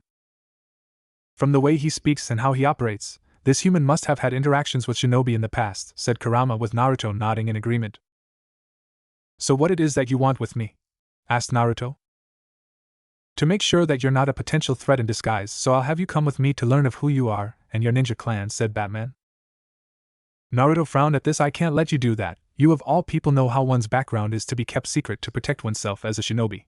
Besides, my clan is almost non-existent. You wouldn't be able to find them anyway. One is to judge by actions, not always by background, so you'll just have to keep observing me like you did earlier. Batman's eyes narrowed behind the mask. He had positioned himself far from the harbor to observe the ninja, and he never would have thought that he'd still be detected. He was unaware that Naruto always leaves shadow clones around to keep an eye out for surrounding areas, and one of them had located Batman, then dispersed to inform him. He saw Naruto walking away, then reached into his utility belt and threw a pair of bola at the shinobi as it wrapped around its target. However, the ninja was engulfed in white smoke before dissipating to reveal a wooden log which has a note attached to it. Batman cautiously approached the note and read off it. "You really need to work on your trust issues, and quit being a brooding emo." The Dark Knight's eye twitched in annoyance from what he read. However, seeing this only adds more to the skill list which he has so far observed from the shinobi. Somewhere else on top of a clock tower, Naruto was currently standing on one of the tower spires with Sigmiz tucked in behind his hood. He was smiling mischievously at the note that he left behind. His playful ways are still with him. "I gotta say, he's one shrewd person. Don't you think, Kurama?" thought Naruto. "You're telling me he has about as much emotion as a frozen fish. Even the damn Uchiha has about just as much expressions," said Kurama. "Well, he really needs to learn how to trust others, if he could gain partners. Anyways, let's patrol for one more crime then call it a night." Naruto jumped from the spire to the ground below before shooting out a chakra chain and swing away as he jumps across buildings in search of the next crime to help the Gotham police resolve. It was another night in Gotham City. Naruto could be found inside a Chinese restaurant called the White Koi while dressed in civilian clothing. He was currently eating a bowl of chicken fried rice and mango pudding for dessert, whilst conspicuously slipping several grains of rice into the breast pocket of his trench coat for Sigmiz to pop out and eat some of them. They were enjoying their meal when they heard the sounds of sirens and several squad cars zoomed by the window of the restaurant, much to their confusion. Naruto quietly took out his headset and tapped into the police frequency to find out what's going on, that the police would require trained squads. "All units report to the harbor. Killer Croc is on a rampage. Lethal force is required to subdue the suspect." The blonde quirked an eyebrow at that, but he placed his money on the table to pay for the food before leaving the restaurant. He quickly walked into a nearby alleyway, then used a smoke bomb to serve as cover while quickly changing into his battle gear. Naruto ran up the side of the building to the top with Sigmiz in its phoenix form following after him. He leapt off the roof and onto Sigmiz, who had increased its size. "We need to get to the harbor and fast," said Naruto. Sigmiz screeched in response before taking off at high speed while leaving behind a trail of fire. It didn't take them long before they arrived at the harbor, where they saw many parts of the harbor destroyed. Wrecked vehicles were on fire, and the members of the squad were taking cover from the source of the destruction. He is a hulky male with green scaly skin and sharp teeth similar to that of a crocodile, with clawed hands and feet which are bare. He also a pair of tattered trousers with a worn brown belt to hold it up. As of now, the mutant lifted a forklift then flung it at where the enforcers were taking cover. Suddenly a golden chain appeared to wrap around the airborne vehicle and jerked it to the side, altering its original trajectory to miss the enforcers. There was a loud screech as a flaming bird swooped to the ground, and someone jumped off its back to land before the mutant. "So you must be that new hero whom I've heard of, Zenko," said the mutant. "And I've heard of you, Killer Croc. You kinda remind me of another guy, except he's themed after a shark," said Naruto. "So you think you have what it takes to defeat me?" Killer Croc taunted the ninja. Naruto cracked his knuckles, then took a fighting stance. "Only one way to find out, don't you think so too?" Killer Croc let out a bestial roar and charged at Naruto and swiped at him with his claws. Naruto ducked under the swipe, then backflipped to evade the follow-up. He dashed forward and lashed out with a punch at his opponent's torso, which didn't seem to do much damage, and quickly backed when the reptilian man tried to take a bite out of him with his teeth. That skin of his must be cushioning physical blows a bit, thought Naruto. "Then you just have to hit him harder," said Kurama. Naruto nodded in affirmation and took note that Killer Croc had gone to grab a wooden crate and flung it at him. He stretched a hand out to fire a chakra chain as it wrapped around the crate in midair, then he spun once before launching it back to slam into the sender. Growling in anger, Killer Croc grabbed an anchor with a long chain attached which he twirled overhead, then swung it at his enemy. Naruto darted from left to right as he avoided the wild swings of the anchor, then he reached into his ninja pouch to take out a kunai as he channeled wine chakra into it. Naruto ducked under another swing and sliced the chains apart to disarm an annoyed Killer Croc. "Come here so I can crunch you to pieces," Killer Croc roared as he dashed towards Naruto. "That would be a problem," cause Naruto crossed the middle and index fingers of both hands, then there was a large puff of smoke which faded to reveal several copies standing next to him. "Which one do you want to bite?" He and clones charged back to engage the enemy. They darted from side to side to evade the wild swings, though others weren't so lucky and got dispelled from the impact. One clone appeared from behind and fired a chakra chain to wrap around Killer Croc's neck before pulling it hard to hold him back. Two more clones seized the opportunity to move in while weaving through a series of hand signs, wind style, beast tearing gale palm. A mass amount of wind swirled around their hands and extended from them to form two massive demonic-like claws which they swung to send Killer Croc flying through two warehouses. They didn't wait long and something bust through the roof and landed near them to reveal Killer Croc looking quite livid. "Somebody's mad at me, must be because he sensed that I smiled behind my mask," Naruto taunted. "Raya! You just as annoying as Batman!" Killer Croc raged and lunged at Naruto. "I'll take that as a compliment." Naruto waited till the last minute to duck under the grab from Killer Croc, then he channeled chakra to his right foot, then lashed out with a kick powerful enough to launch him into the air. Naruto created two more clones, then quickly leapt into the air after him and positioned himself above. The clones shot two chakra chains to wrap around their opponent's arms and pulled him into the ground as Naruto stretched out his hands and formed two blue spiraling spheres in each before diving after him, Rasengan Barrage. He rammed the attack, driving Killer Croc deeper into the ground to form a large crater. The dust cleared to reveal Killer Croc laying there unmoving with two spiraling wounds on his torso. Naruto took out a paralysis tag and stuck it on him, then he turned towards the audience and called out to them. "He's all yours, but be sure to double your locks this time cause he might try to break out to find me since I've gotten his attention now." Naruto whistled for Sigmiz to swoop down for him to jump on his back and fly away. Naruto and Sigmiz currently flying over the city park when the former suddenly picked up negative emotions below him with his sensor abilities courtesy of Kurama. He looked below to see several thugs ganging up on a red-haired girl dressing in a costume similar to Batman's but with yellow in addition. He recognized who it is. "Yo Sig, I need to swing by and lend a hand." "Okay buddy?" Sigmiz screeched in affirmation before flipped backwards and shot out a chakra chain for the phoenix to grab with its talons. Naruto continued to lengthen the chain as he drew close, then lashed out with both feet to slam into the head of a thug, knocking him into another. Everyone turned towards the newcomer, and their eyes widened upon recognizing who it is. "Yo Batgirl, hope you don't mind if I join in," said Heroine. Simply shook her head. "I don't mind, there's enough to go around." "That's cool." Naruto turned his attention towards a pair of thugs wielding iron pipe and baseball bat lunged at him. Talk about one-trick ponies. He evaded a swing from the thug's pipe and responded with an uppercut which popped him into the air and performed a cartwheel to the side to dodge another from the thug with the baseball bat to a handstand, then lashed out with a double kick to the head. Naruto quickly leapt after the airborne thug to grab him, then flipped in midair to fling him below at the downed cohort in a heap. Naruto turned to observe Batgirl combat her opponents, and was quite impressed with her style. From his point of view she could be ranked mid-chunin.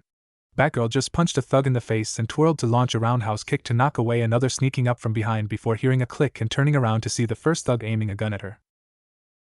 He was about to pull the trigger when something whizzed through the air and sliced off the muzzle before hitting a nearby tree trunk with a thunk. Both were shocked, but Batgirl was quick to recover and lashed out with a snap kick to the thug's head, knocking him out. She took out a pair of handcuffs and linked them to two thugs each while Naruto helped out by using ninja wire to tie up the others. Soon afterwards they turned to face each other. "I guess I should thank you for helping me out with these guys twice. They had been causing trouble for the people every night," said Batgirl. "It's no big deal at all. I find it a pleasure to help out a beautiful girl such as yourself." Naruto's eyes widened in shock behind the mask. "Wait, did I think that aloud?" "Smooth kit, like sandpaper," said Kurama with a smirk, before laughing when Naruto stuttered in response. "He thinks I'm beautiful. I don't know how to respond to that." Batgirl was thankful her mask being able to cover up her blush. She snapped into attention when she noticed that the ninja was calling out to her. "Oh, what were you saying?"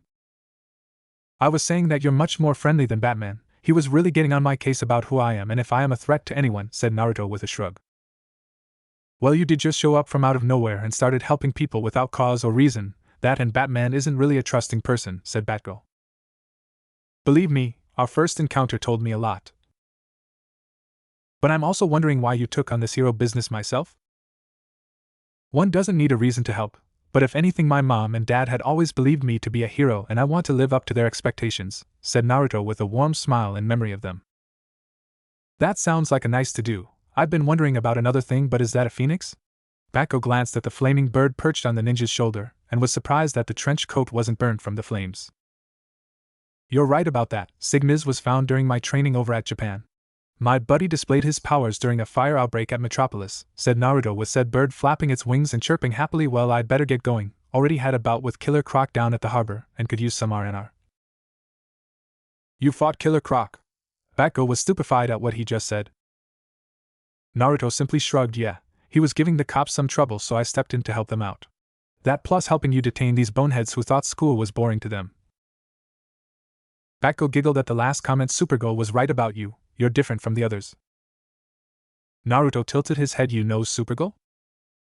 Yeah, we teamed up some time ago to take on Livewire, Poison Ivy and Harley Quinn.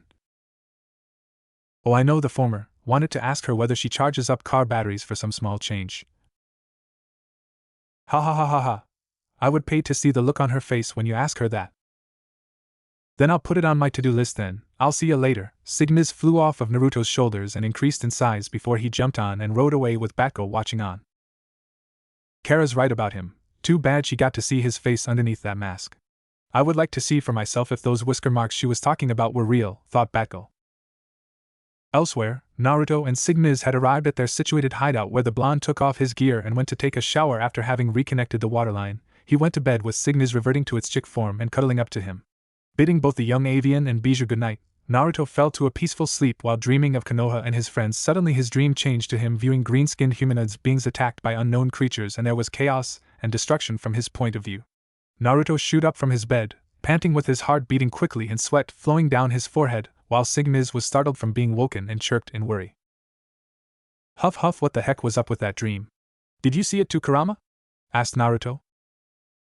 That I did, and it doesn't originate from any of your memories. It came from an outside source, said Kurama.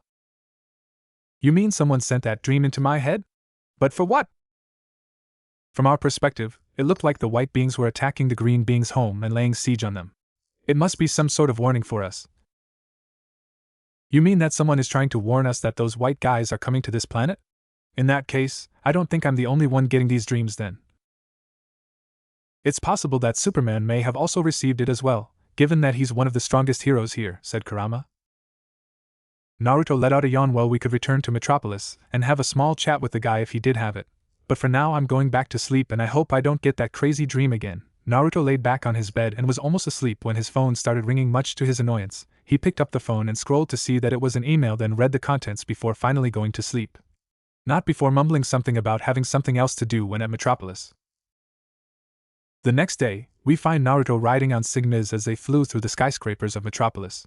Naruto was currently scrolling through the messages he had received since he woke up in the morning. He looked over to see that they were drawing close to the publishing and had Sigmiz dive into an alleyway where he changed into casual clothing before making his way to the building and went inside it. He walked up to the door of the director's office and knocked on it a few times before he heard a voice to enter, to which he complied and saw the person in question signing several documents on his desk. The director perked up and smiled upon seeing Naruto enter. "I'm Mr. Naruto, just the man I was waiting for." "Yes, sir, I saw your email last night and took the morning train to get here," Naruto replied.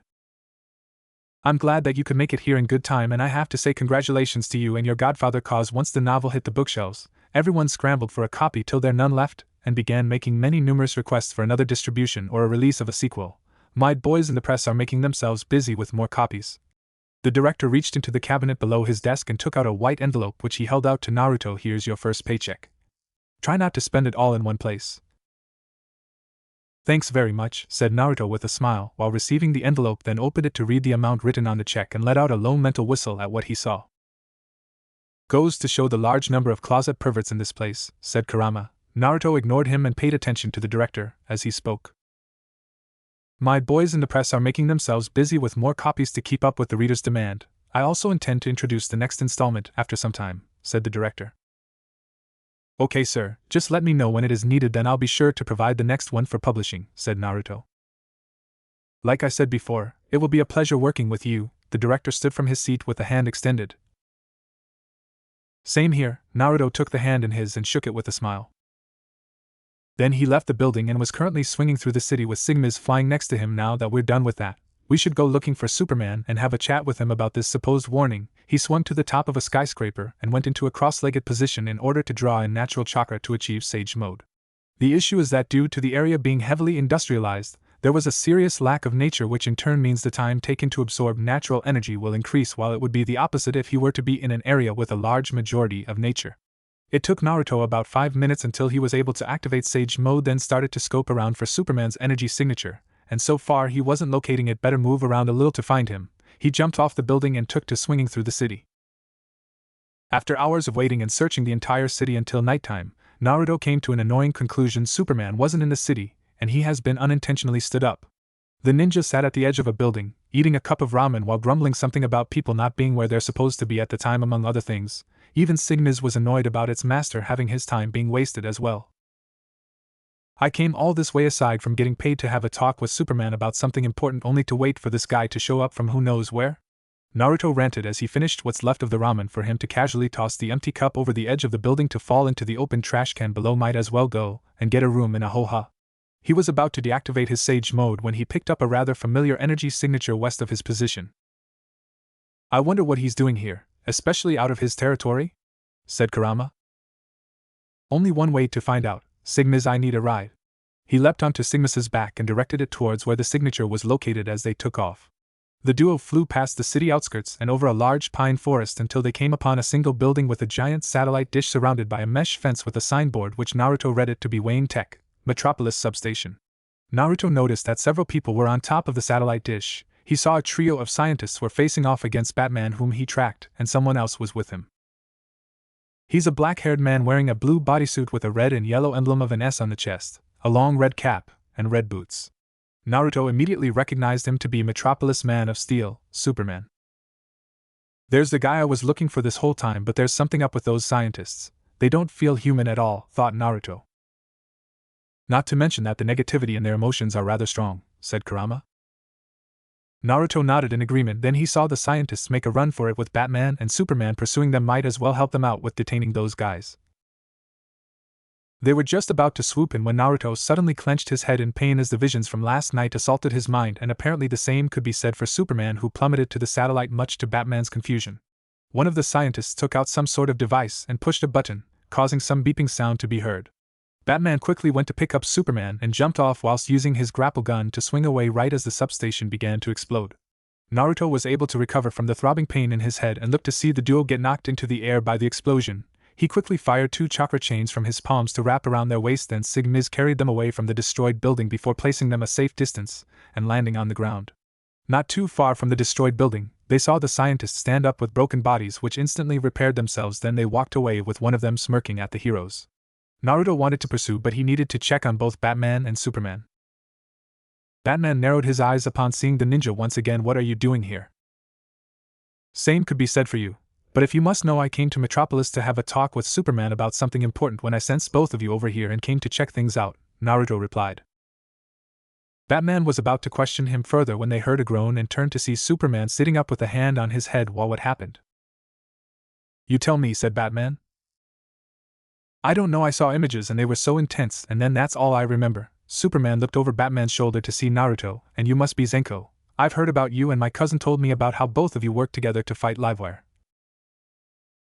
It's nice to meet you too, Superman, but I actually came to Metropolis today to talk to you about something important, and it concerns those images you saw earlier, said Naruto. Superman raised an eyebrow whilst Batman paid rapt attention. You know of them? Yeah. I saw those images in my dreams and I took some time to figure that there's some kind of warning.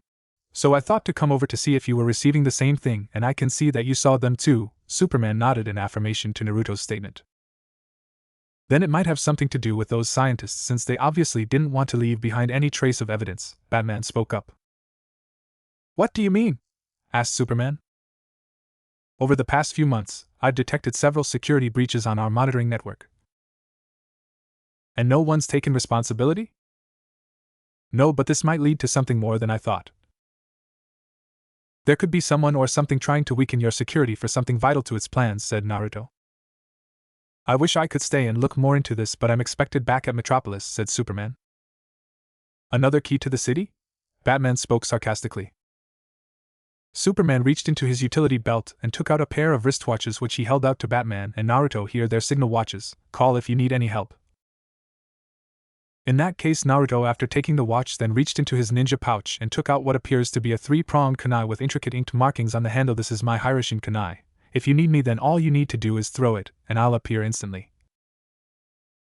Superman reluctantly took the kunai, having just met the hero before flying away, but Naruto didn't give Batman one as both aren't exactly on friendly terms. The Dark Knight turned to speak to the shinobi only to find said person and Phoenix gone without a trace. He kinda finds it ironic since he does the same thing to Commissioner Gordon and his allies.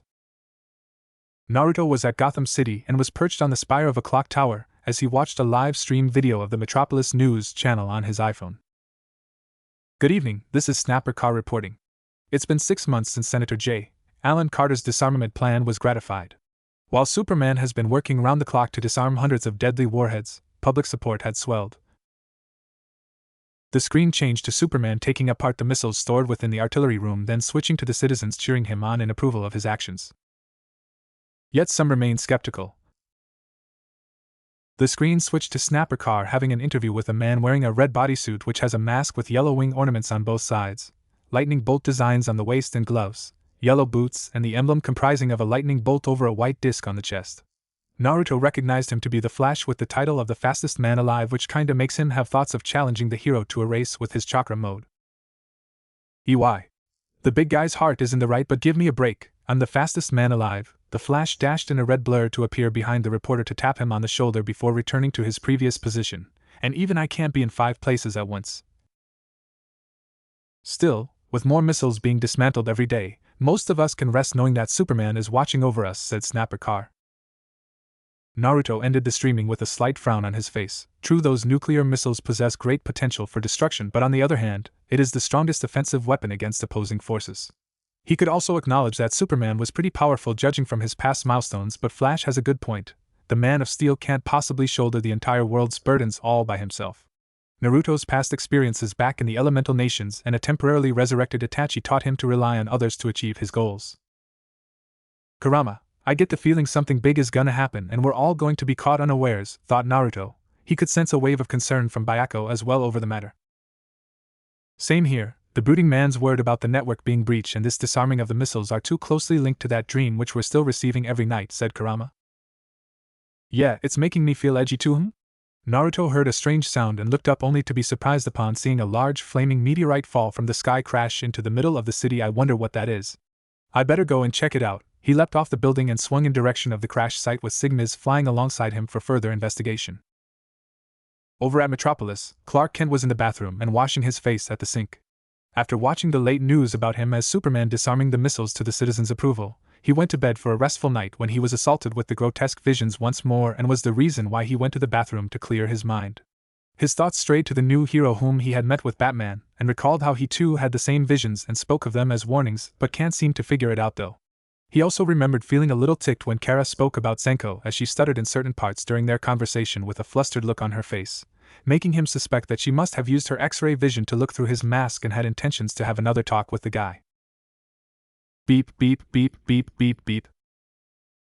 His super hearing suddenly picked up the sound of beeping which he recognized to be coming from one of his signal watches that he had given to Batman and Zenko. He quickly put on his suit and took to the air whilst tracing the sound to an abandoned Star Labs building. He went inside and looked around. As the sound got louder, then he saw a familiar gloved hand holding the signal watch underneath 2 fallen metal shells. Oh no, Batman! He quickly flew over and flung away the shelves to reveal the unconscious Dark Knight before scooping him up in his arms. He was planning to carry him to the hospital when he suddenly noticed something flying by through the window, and saw it to be a large flaming meteor as it crashed into the city's park.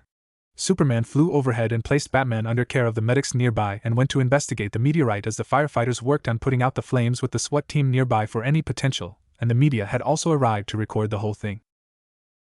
Look at the size of that thing, said one of the squad members in wonder. Stay back, it's still hot, said another cautiously. Suddenly something burst out from the meteor, revealing to be a white and red leg which came down towards the 2 squad members and almost crushed them had it not been for Superman's timely intervention. Then 2 more legs burst out before standing upright to reveal a central bulbous head with a red eye supported by them. Incredible, is it some kind of a machine? Snapper Carr asked in wonder. The strange being's eye narrowed before a red laser beam shot out of it and destroyed a nearby police car. That was more than enough to let the people know that it wasn't friendly in the least bit, so Superman flew at it with a fist reared back only to be blasted by a laser beam and sent crashing down to the ground unconscious. The policemen and SWAT squad all opened fire at the hostile organic machine but to no effect and had to scramble out of the way. Suddenly, a pair of missiles slammed into the walker, and it came from a black jet in which a recovered Batman was piloting it. However, the projectiles had not effect on the walker and quickly took evasive action from its return fire. What the heck is this thing? Naruto yelled as he swung around to avoid red laser beams being fired at him. When he had arrived at where the meteorite had crashed with the fire department and police already on the scene when it burst from inside to reveal something out of a sci-fi movie, and it started firing laser beams all over the place and destroying buildings with the police's firearms not even able to dent it, so Naruto swung into action to help out. Some things remain the same no matter where we go, Kurama mused out loud. What do you mean? Thought Naruto as Sigmiz performed a barrel roll to evade a laser beam aimed at them. Just recalling the number of times that Konoha was invaded, and you had to defend it every time, and now you're doing it here. I see your point, but less reminiscing and more attacking. Naruto ducked under another laser beam and called out circle around its Sigmiz. I'm going to make it kiss the ground. The phoenix screeched in affirmation, then performed a nosedive with increasing speed as it flew in low while starting from left to right to avoid incoming fire. Naruto shot a chakra chain to wrap around one of the legs and proceeded to fly around it several times for the legs to close in together, which caused the walker to lose its balance and fall to the ground. Overhead, Naruto leapt off Sigma's back as the purple dragon tattoo glowed and the spear appeared in his hand, pierced through with the ever-sharp winds, Byako. He reared the spear back as purple wind swirled at the tip before hurling it at the prone walker to pierce through its side, then flying back into his hand. Well, that takes care of it. Naruto, I'm sensing more of these things making their way here from the atmosphere, said Kurama. More of them? Hang on, you don't think that? Naruto trailed off, not wanting to finish his thought. I'm afraid so. They must have been waiting for this very moment when the planet is vulnerable. Damn it, this must be what the visions were warning us about.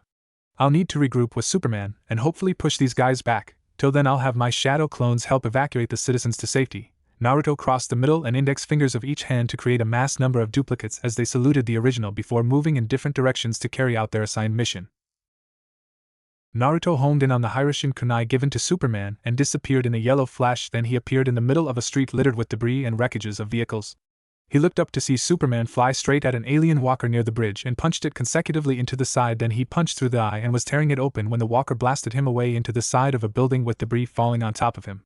Batman flew overhead in his Batplane to fire another pair of missiles at the walker, but to no effect still. Better get in there and help them out. Naruto dashed towards the alien walker while quickly weaving through a set of hand signs rapidly, water style, water dragon bullet. He got to the edge of the seaway and leapt high into the air right as a mass column of water shot up and took on the shape of a dragon before landing on its head. The water construct let out a roar and rushed at its target as the walker fired it to be destroyed, but Naruto had jumped off as the blue dragon tattoo on his back glowed before the okatana materialized in his hands, which he unsheathed with the blade coated in blue flames. Gunshin. Deflagrate with the flames of the Dragon King. Naruto raised the katana above his head and brought it down to cleave the alien walker cleanly into two, then Sigmiz flew underneath to carry him away. He then heard a cracking sound and turned to see a similar meteorite breaking open for two more alien walkers to appear out of it, and started firing at the city like the first one. Man, these things keep on coming, and I even want to think about the other countries currently under attack by them, but this is no time for complaining. Naruto got ready to attack once more when his mind was once again assailed from the visions. Oh, come on, not now. Soon they stopped, and he shook his head in order to clear his thoughts. But what he saw next surprised him. Superman was actually flying away from the battle. Where is he going? Don't look now, but Batman has gone after him, said Kurama. Guess we're following after them too. Naruto created another mass number of clones to help out with the evacuation and defense of the citizens in Metropolis before commanding Sigmiz to fly after the heroic duo. On an island unknown to all except for the inhabitants, two women dressed in white one-piece garments sat on horses as they stood at the beach and staring into the horizon. These omens don't bode well, mother. Mankind may be facing its darkest hour, said the black-haired woman with worry. Then mankind would have to face it alone, said the blonde-haired woman stoically. How can you say that? Whatever happens beyond these shores is not our concern. The blonde steered her horse back to their home. Here the gods will protect us. The black-haired woman felt unsure. I hope you're right. Back with Naruto, he and Batman tracked Superman down to a snowy mountainous area where there is a military base built into a mountainside. They also saw tipped-over trucks and jeeps, and disabled tanks. They landed on the ground and took note of the hole in the wall which they passed through. The duo walked down the hall when Batman took note of a slightly ajar door and approached to open it, only to be stunned upon seeing a large cluster of what appears to be pods with half-naked people imprisoned inside of them. What the heck happened to them? Asked Naruto in worry. I found the original trio of the scientists we saw before inside pods with the abandoned Star Labs warehouse. I suspect that these invaders were on Earth before this invasion occurred and were responsible for the recent events, said Batman. We need to find Superman and see why he came here. We'll free the prisoners once the place is truly safe. Batman nodded in affirmation to the ninja's suggestion. They then heard the sound of loud banging against metal and traced the sound to see Superman punching away at a huge metal door. Batman flung a batarang to hit the wall next to him to catch his attention. Hold it, Superman. Destroying government property isn't your style. What's going on? asked Batman. See for yourself. Superman pulled the steel door out and tossed it aside. They walked through a room laden with computers which seemed to monitor the health of something. Then Superman broke through another door for them to see something rather familiar to Naruto. It was a green humanoid alien which was currently shackled up with machinery. It's one of those aliens from the visions, thought Naruto. He must have been the one to send them, said Kurama. What is it? Asked Batman. Mankind's only hope, Superman replied. Then he pushed up twin levers to deactivate the shackles and catch the alien. When he almost fell, he has been trying to reach me and possibly Zenko telepathically, but that stasis field interfered. When his message finally broke through, I came to rescue him. What's he doing here? It must have something to do with the invasion, said Naruto. Then the alien looked up to them. You're indeed correct about it. Naruto and Batman were taken by surprise upon hearing the voice of a male in their minds. I came to warn you, but I was captured and imprisoned here. They wouldn't listen. Big surprise, Batman spoke sarcastically. I sense you do not trust me. Perhaps this will help. The alien then transformed into a more human-shaped form while wearing a blue cape with a high collar which has two red straps crossing his chest in an X formation, blue tights with a red belt and yellow buckle, and blue boots. I am John Johns. The alien held his hand out in greeting, but Batman didn't budge. Naruto was the one to take his hand and shake. It's nice to meet you. Batman isn't exactly a trusting kind of guy. Tried to interrogate me the first time we met, ignoring the stare at the back of his head while Superman had to agree to the ninja's statement. The trio were making their way out of the base with Superman intending to have them go and meet with the Joint Chiefs to plan a defense against the invaders when they were suddenly flashed with bright lights and they saw the military army with their firearms aimed at them. Stop right there, Superman. You're trespassing in a restricted area. Our orders are to keep that freak in, said the apparent leader. Superman stepped forward to speak with the commander. Wait. I'll vouch for him. You must let us go. I don't think so. Superman was about to plead further when Naruto stood next to him and summoned Gunshin into his hand. Much to his surprise, Zenko, what are you doing? Facing an imposter, the real commander is stuck inside a pod back in the base, said Batman, having seen the original with Naruto. The commander upon this and spoke up, which is more of a reason why none of you will be leaving here alive. Then he along with the soldiers behind him began to transform into white and black humanoids with 3 red dots running vertically down one side of their faces. The aliens slowly approached the heroes with their guns aimed at them to fire. All Naruto could think was Kurama was right. Some things never change no matter where you go. It's them, said John as he took a step back with Naruto, Superman and Batman taking a vigil stance as the white aliens charged forward and began firing their blasters at them. Naruto and the others quickly took cover behind a toppled army jeep, but Superman got hit and was sent crashing into a tank. Batman took out a batarang which he threw into the air to unleash a bright flash of light, then a smoke screen for some cover. I got this. Naruto flipped over the jeep whilst swiftly weaving through a set of hand seals before calling out wind style. Great breakthrough. He channeled wind chakra to his throat, then brought a hand to his mouth and blew a large blast of wind to send the white aliens along with any objects within range flying backwards.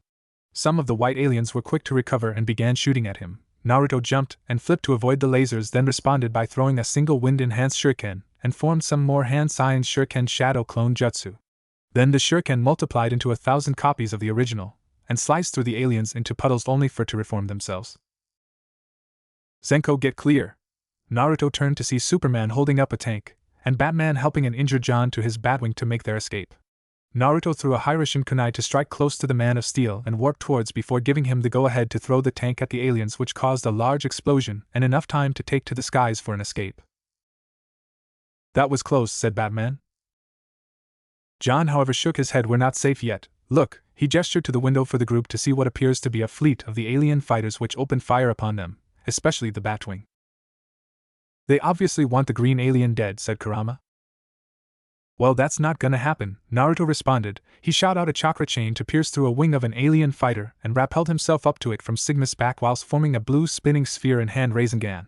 He rammed the technique into the aircraft and blasted a hole right before quickly jumping off to land on another, with the first crashing into a mountain and exploding. Meanwhile, Superman came diving in from above and smashed right through one of the fighters before turning around to use his heat vision to slice through another. However, an alien fighter came from behind and shot him down to crash into the side of a cliff. Meanwhile, Naruto from one alien fighter to another and dodging laser fire, he landed on top and waited for one of the enemy aircraft to fly towards him and shoot a red laser beam. Naruto quickly switched places with the wooden log as the beam slammed into its fellow craft, and exploded, then reappeared in the air for Sigmis to swoop in and carry him away. Suddenly a laser shot flew by his head, making him look back to see an alien fighter currently in pursuit and firing at them. "Sigmis, we got a bogey on our tails and we gotta loose him," said Naruto alert. Sigmis screeched in response and picked up speed as they flew in between mountains with the enemy not too far from them. Naruto reached into his pouch and took out a pair of smoke grenades while timing his moment to strike. Not yet now. He threw the grenades at the cliff walls to throw up a smoke screen right as Sigmis pulled a sharp ascent to the sky for the fighter to fly through the smoke and right into a cliff wall, and destroyed itself. Up above, Sigmis targeted a fighter of its own and began flapping its wings rapidly to launch a volley of flaming feathers to shoot it down to the ground. Good one, Sigmis. Never saw that one before. He heard a loud bang and turned to see that one of the alien fighters were able to land a shot on Batman's plane to take off one of its wings, sending it careening to the valley below. Damn it, we gotta go help them. Naruto and Sigmis were about to dive in when a beam of green energy enveloped the aircraft and held it in midair. They traced it to a dark-skinned man with a crew cut and glowing green eyes as he wears a black and green bodysuit with the symbol of a green lantern on his chest, and he was wearing a green ring which is the source of the beam. Hey, that's Green Lantern. Well, a member of one. Naruto had been hearing of the Lantern Corps during his time in the cities. And he's not the only one, said Kurama. A pair of alien fighters were flying towards Green Lantern when someone intercepted and smashed them to the ground. This one is a woman with red hair and was wearing a mask designed to resemble a hawk to cover her upper face and leaving her mouth exposed, not to mention that she possesses wings on her back. She wears an outfit with the upper part being yellow, a black belt with a silver buckle, red briefs, green skin tight pants, and red and yellow boots as she wields a spiked mace crackling with white energy which she had used earlier on the enemy aircrafts. Naruto recognized her to be Hawk Girl, whom he learned of from the media. Wow, she's pretty strong. Kinda scares me to think if Tsunade and Sakura were to use those kinds of weapons, said Naruto. He snapped to attention upon seeing the winged woman get knocked down to a ledge from an explosion courtesy of the alien fighter and was about to move in to help when again someone landed before her in defense, and this one caught his attention the most. She is a beautiful woman with long black hair. She wears a strapless red bustier held up by a brace of gold resembling an eagle and blue briefs with white stars with a golden lasso attached to a golden belt, silver bracers and earrings, a golden tiara with a red star on her forehead, and red boots with white stripes. Naruto was in awe as she used the bracers to deflect the incoming shots from the alien fighter before sending them back at it. Naruto saw that the aircraft was about to crash into them and quickly reacted wind style. Wind gale. He thrust his palm to produce a strong gust of wind to blow the ship away from the two women. They both turned towards Naruto, who sheepishly waved before getting Sigmis to fly towards where Batman's jet is with the others gathering there as well. At that moment, the Flash showed up holding the blown-off wing of the Batwing with a smirk on his face. Hey Bats, I think you dropped this. He turned round and was awed by the Ravenet's beauty, then shoved the wing into the Dark Knight's hands much to his annoyance. Whoa, where have you been all my life? Themyscira, she replied bluntly, not getting the meaning behind his words. Huh. Then Hawkgirl spoke up. The home of the Amazons, I always thought it was a legend. I assure you, it is as real as the ground we stand. I am Diana, Princess of the Amazons, said the now identified Diana. Pinch me, I must be dreaming. OW, said Flash, only to be elbowed lightly by Superman.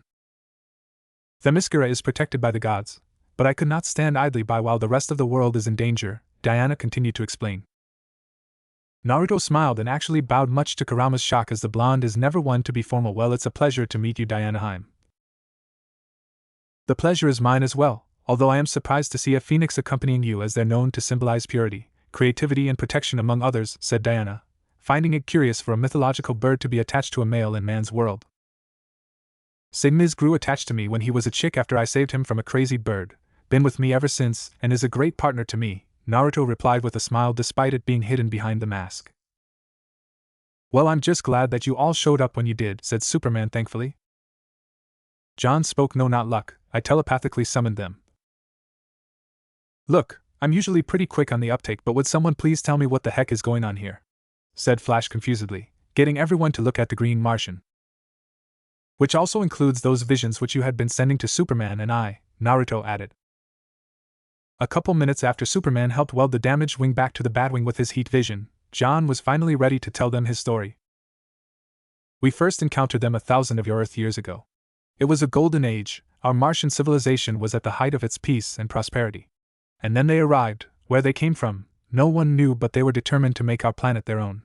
We Martians were peaceful people, and the taking of any life was abhorrent to us. We quickly learned the ways of war.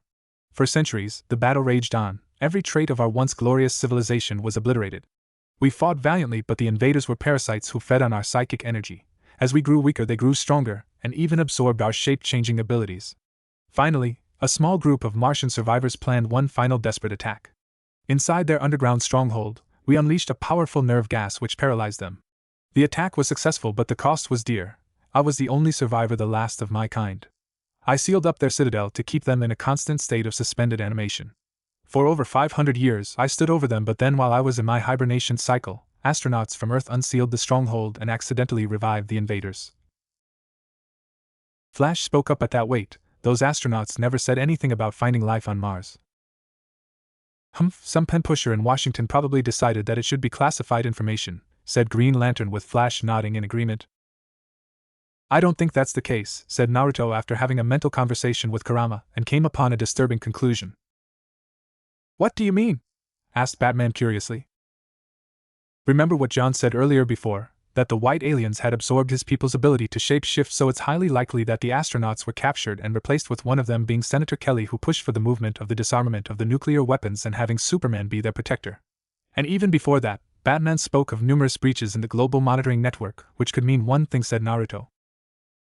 Superman began to pale at the implication, and Batman confirmed it. A small group of the alien invaders were sent to Earth to make it as defenseless as possible for the main forces to arrive with little to no resistance. One of the basic strategies of war: disable an enemy's major source of fighting power for a dominant advantage in battle, said Diana with Naruto nodding in agreement. The blonde shinobi saw that Superman was slowly falling into despair for what he had unintentionally done, and quickly spoke to him. Don't lose heart, Superman. Right now Earth needs us to save it, and we'll make sure that these aliens, especially the fake senator, will pay for what they've done. The Man of Steel slowly nodded in agreement. Now's not the time to regret, but the time to protect, like he had promised. We've got to stop them before it's too late, said Green Lantern with anger. It may already be too late. John looked over the edge of the cliff with the rest following suit to see a massive cloud of smoke rising from the horizon to the sky. What are they doing? Asked Hawkgirl. The invaders are nocturnal. They want to blot out the sun so they could live in perpetual darkness. Friends of yours? Flash asked divertingly at Batman and Naruto, given that both tend to operate well in the shadow. This is no joke, Batman replied, while Naruto simply chuckled. So what's the big problem? You could just whip up some more of that nerve gas. It would be smooth sailing from here, said Flash. Unfortunately, it's impossible now. The gas requires a rare Martian plant in order to be made. I brought along a sample when I came here, but it was destroyed when I got captured, said John. Probably by the invaders, who were disguised at that time to be rid of any countermeasures against them, said Batman. Anyone got a plan B? Asked Flash. We'll have to take out those factories, said Diana. The others saw it to be a sound plan. Lady, this is no job for amateurs, Green Lantern spoke sternly. Diana turned towards him in anger. We Amazons are warriors born. Want to test me? Green Lantern was just about to respond when there was a blur of movement, and Naruto appeared in between them. Now's not the time for us to be arguing like this. Then he turned to glare at Green Lantern, and especially not the time to be picky about whether or not one is qualified to participate. John called us here believing that we're the Earth's best chance of salvation. Merely looking at her, I can tell that Dianaheim has been trained from youth for situations like this, just like I did, so we're as qualified as you can get. So don't go judging someone you've just met without knowing them completely. Diana was quite surprised, for she had never expected the masked male to come to her defense, since she had always been told that men are selfish, arrogant and narcissistic, and was prepared for such. But this is definitely a first for her. Green Lantern was a bit put off by what the ninja said, but only frowned before walking past them. That's when Diana spoke to the masked man. Thank you, said Diana. You're welcome, Dianaheim. I just hate it when someone looks down on others. Really riles me up, said Naruto before walking up to the rest with her following him. Tactically, we have multiple objectives, so we'll need to split into teams, said Green Lantern. According to the news, there's one in Indonesia, Egypt and Metropolis, said Batman, putting away a handheld device back into his utility belt. Flash zipped over to lean an arm on Diana's shoulder with a smirk. Dibs on the Amazon. Diana was momentarily surprised by his actions, but spoke up nonetheless. Actually, I would like him to be my partner. She pointed at Naruto, who was surprised but inwardly felt happy. I'm okay with it, he replied. You're beginning to like her, huh, kid? asked Kurama with a smirk. Naruto had always set his heart on Sakura, but with what happened in the Land of Iron, the blonde decided to move on. Thinking back on it now, Kurama was outraged at how she manipulated his feelings for her just because of a guilty conscience on the promise made to bring the Uchiha back to her. I don't know, I can't be too sure myself, thought Naruto. Personally, he knows that he doesn't really know what love truly is, given his past, but is willing to learn more about it. Least you would have better chances than with that Haruno, he muttered with distaste at the memory of her. Hawk Girl and I will handle the factory in Metropolis, said Superman. I'll go with Zenko and Diana to Egypt. We should be able to discover more weaknesses than what we know now, said Batman. I as well, I possess ample knowledge of the invaders which should be useful in our endeavors, said John. Hold on, that would make yours the largest group, Green Lantern pointed out. Naruto shrugged his shoulders, which means we could destroy the factory sooner before coming over to provide backup to either teams.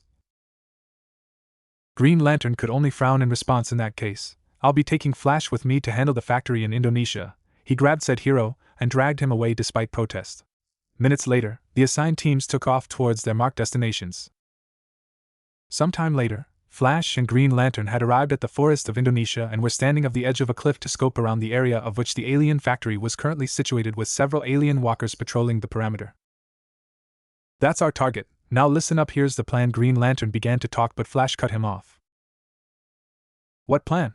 We kick their butts, right? Let's get this over with. Flash dashed down the cliff before Green Lantern could respond and went up to the walkers before whistling to catch their attention. Hey! Over here! One of the walkers turned around to fire a laser blast, only for the speedster to dart to the side to dodge it. Ha! Missed me! Then he took off at high speed, running in between their legs and avoiding getting shot at. However, he stepped on a hidden alien landmine which launched him into the air, then falling into a green sticky gunk. Flash tried to get himself free, but to no avail as one of the walkers approached to end his life. Fool! Green Lantern let out a groan of frustration, then quickly flew over to help the impatient speedster hang tight. Hotshot, he fired a beam from his ring to blast off one of the walker's legs, causing it to lose balance and crash to the ground. Hey, I'm sort of stuck here. Flash could only smile sheepishly. I hope the others are having better luck than we are, said Green Lantern as he flew over to help him out of the gunk. Over at Egypt, Naruto and the others were currently hiding within some ruins close to the alien factory while waiting for John, who had gone to survey the area for access into the factory along with some of his shadow clones, to return with news. Hiding like cowards is not the Amazon way, said Diana with a frown. I understand, but we can't go charging in straight, for it will alert the enemy. Dianaheim, the element of surprise is the key here, like my sensei taught me, said Naruto, checking his inventory before turning his attention to her. I've been meaning to ask, but why do you add Heim to my name? Asked Diana curiously. From where I came from, it is an expression of respect or endearment, like Sama meaning master, Chan meaning cute, or Heim meaning princess. So I was attaching the appropriate title to your name, Naruto explained, with Diana nodding in understanding and was quite intrigued. But what do they called you? I didn't hear them call your name out once. You can call me Zenko, which means good fox. Legends say that such foxes serve as guardian spirits and possess the power to ward off evil. That's the reason I took on the name, Naruto explained. And let's not forget that you represent me, Kurama piped up before getting shushed by his partner.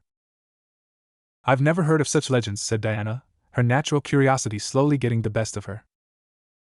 That was when John rose from the ground before them and becoming tangible. I have scouted the outer walls, there are no openings. Same thing from my clones, Naruto added, having gone through the memories of said clones when they dispelled. Then we make our own. Diana took off ahead of the others. John and Naruto were about to go after her when Batman stopped them, much to their confusion.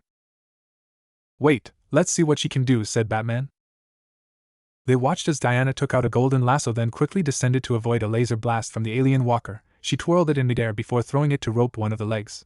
Diana flew around the legs a few times, then pulled hard to draw them together as it lost its balance and smashed into the wall of the factory, leaving a gaping hole. There's your opening, said Diana before flying inside. Whoa, she's got strength equal to Tsunade Bachan, thought Naruto in surprise. Not bad, said Batman. Then they followed after the princess and found her deflecting laser fire from the aliens with her silver bracers before running deeper into the factory. Such action was rather displeasing to her. They run like cowards, what are you waiting for? Diana flew in pursuit with John close behind. Batman, did you notice it too? Naruto asked, getting a nod from the Dark Knight. Both noticed how the invaders avoided the sunrays like their very lives depended on it before following after them. Back at Metropolis, Superman and Hawkgirl were able to level down several alien walkers, with the latter making sure that they stay down with her mace. Superman chopped off the pointed tip of an alien walker's leg, then used it as a makeshift spear to smash open a hole into the wall of the targeted factory. Hawkgirl, follow me. He flew through the hole with her right behind him, and both cautiously walked through the distorted passageways. Keep a sharp eye out. I always do, Hawkgirl, with her mace constantly at the ready. They barely took about 10 steps while a barrage of laser fire were shot from above by the white aliens. Stay back. Superman was about to say more, but Hawkgirl ignored him and charged straight at the invaders, then began swinging away that he had to duck for one to fly overhead and splatter into the wall behind him. Whoa, he turned back to see the rest down and out on the ground around her. What? There's a time for words and a time for action. Hawkgirl walked past an awkward Superman and deeper into the factory, with him eventually following her. Back in Indonesia, Green Lantern was using his ring to free Flash from the gunk, and so far has gotten most of it off, but wasn't in a happy mood. Of all the idiotic, boneheaded, glory-grabbing moves, haven't you ever heard of teamwork? Said Green Lantern angrily. Then a laser blast struck the ground near them. Maybe we should save the motivational speeches till later? Flash finally got back before dashing out to engage the enemy once again. Green Lantern projected an energy shield from his ring to defend against the salvo of laser blasts from the alien walkers, and was just about to launch a counterattack when one of them fired a small pod which released a yellow gas upon impact, which was rather disadvantageous to Green Lantern, for the power rings belonging to his core have little to no effect on anything that possesses the color yellow in relation to their opposition, the Sinestro core. Green Lantern unintentionally breathed in the gas and collapsed to the ground unconscious. Flash was quickly at his ally's side and waved his arms rapidly to generate winds powerful enough to blow the gas away from him. He looked up and saw the alien walkers heading straight for them. Oh. Gotta run. He scooped him and quickly hightailed it out of there, forced to abort the mission assigned to them. Superman and Hawkgirl flew deeper into the factory, with the latter tightening her grip on the mace, speaking seriously. They're close by, I can almost smell them. Are you always so eager to fight? Asked Superman. He always preferred to settle issues peacefully, and would only fight when given no other choice, or when people are in danger, or in rare occasions angered. My home Thangar is a warlike world, there one must strike first or die. Right then a laser shot flew in between the duo. They turned to see the alien invaders running away and gave chase. But then the passage sealed itself between them and the invaders, with the same going for the other side, trapping them inside. The situation got worse when yellow gas started flowing into the sealed passageway. Hawkgirl began coughing and fell to her knees. Hang on, Hawkgirl. Superman turned towards the wall and prepared to tear it open for them to escape. No sooner he touched it, did it a powerful electric current course through his body and rendering him unconscious, with Hawkgirl soon following after from the gas.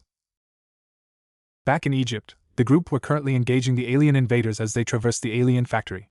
Naruto was at the head of the group as he darted around to evade the laser fire from the aliens, then taking them down by using chakra-coated kunai to cut them down, or utilizing them along with shuriken and explosive tags for powerful long-range attacks. Then he dashed towards them alien forces whilst summoning long chakra chains from his hands, but embedded them with wind chakra, giving him a sharp cutting edge as he whipped them round for some serious crowd control. And Sigmas flew around and was breathing streams of flames from its beaks to burn the enemies attacking him. Another part of the factory's wall opened up to reveal a group of aliens which came running and began firing at the blonde ninja. However, Diana flew in between them and was deflecting the incoming shots away from her ally. Batman provided support by hurling explosive batarangs to take most of them out. John appeared from behind the remainder with his ghost-like powers to ambush them. Before they could even relax, another passage opened for another squad of invaders to come running in and shooting at them. They blocked us off again, said Diana. It's almost as if they know what we're thinking, said Batman, throwing an explosive batarang to force the aliens to scatter. He's not wrong about that. I can somehow sense that this factory is alive in a way, and they're using it to their advantage, said Kurama. This complicates things, thought Naruto. Any ideas, John? The trio turned towards the green Martian only to see him standing still with his eyes glowing. John? The glowing faded away before John replied, Superman and Hawkgirl are down, they have failed. What? Are you sure? Asked Diana worriedly, only to receive a solemn nod from him. Then we have to hurry up and destroy this factory so we can go and rescue them, said Naruto, getting agreements from the others. This way, hurry! John flew through a passageway with Batman and the others following close behind. They hurried through winding tunnels as the openings were sealing themselves to obstruct their path, confirming what Kurama said earlier about this place. Diana and John flew up to an opening above them while Naruto and Batman made use of the chakra chain and grapple gun respectively to reach up to it where Diana was waiting for them to cover their retreat. "We lost them," said Diana. "For the moment, they'll eventually find us in here." Batman put on a pair of brass knuckles charged with high volts of electricity. John spoke up. "Look." The group turned to see that they're in a large room which has several aliens moving about and operating on multiple control panels, and at the center is some sort of chamber which has a red crystal floating inside it. It's the central core. "How can we shut it down?" asked Batman. John pointed at the red crystal in the chamber, the ion matrix crystal. "If we can remove that, we'll shut down the whole plant. I'll need a diversion."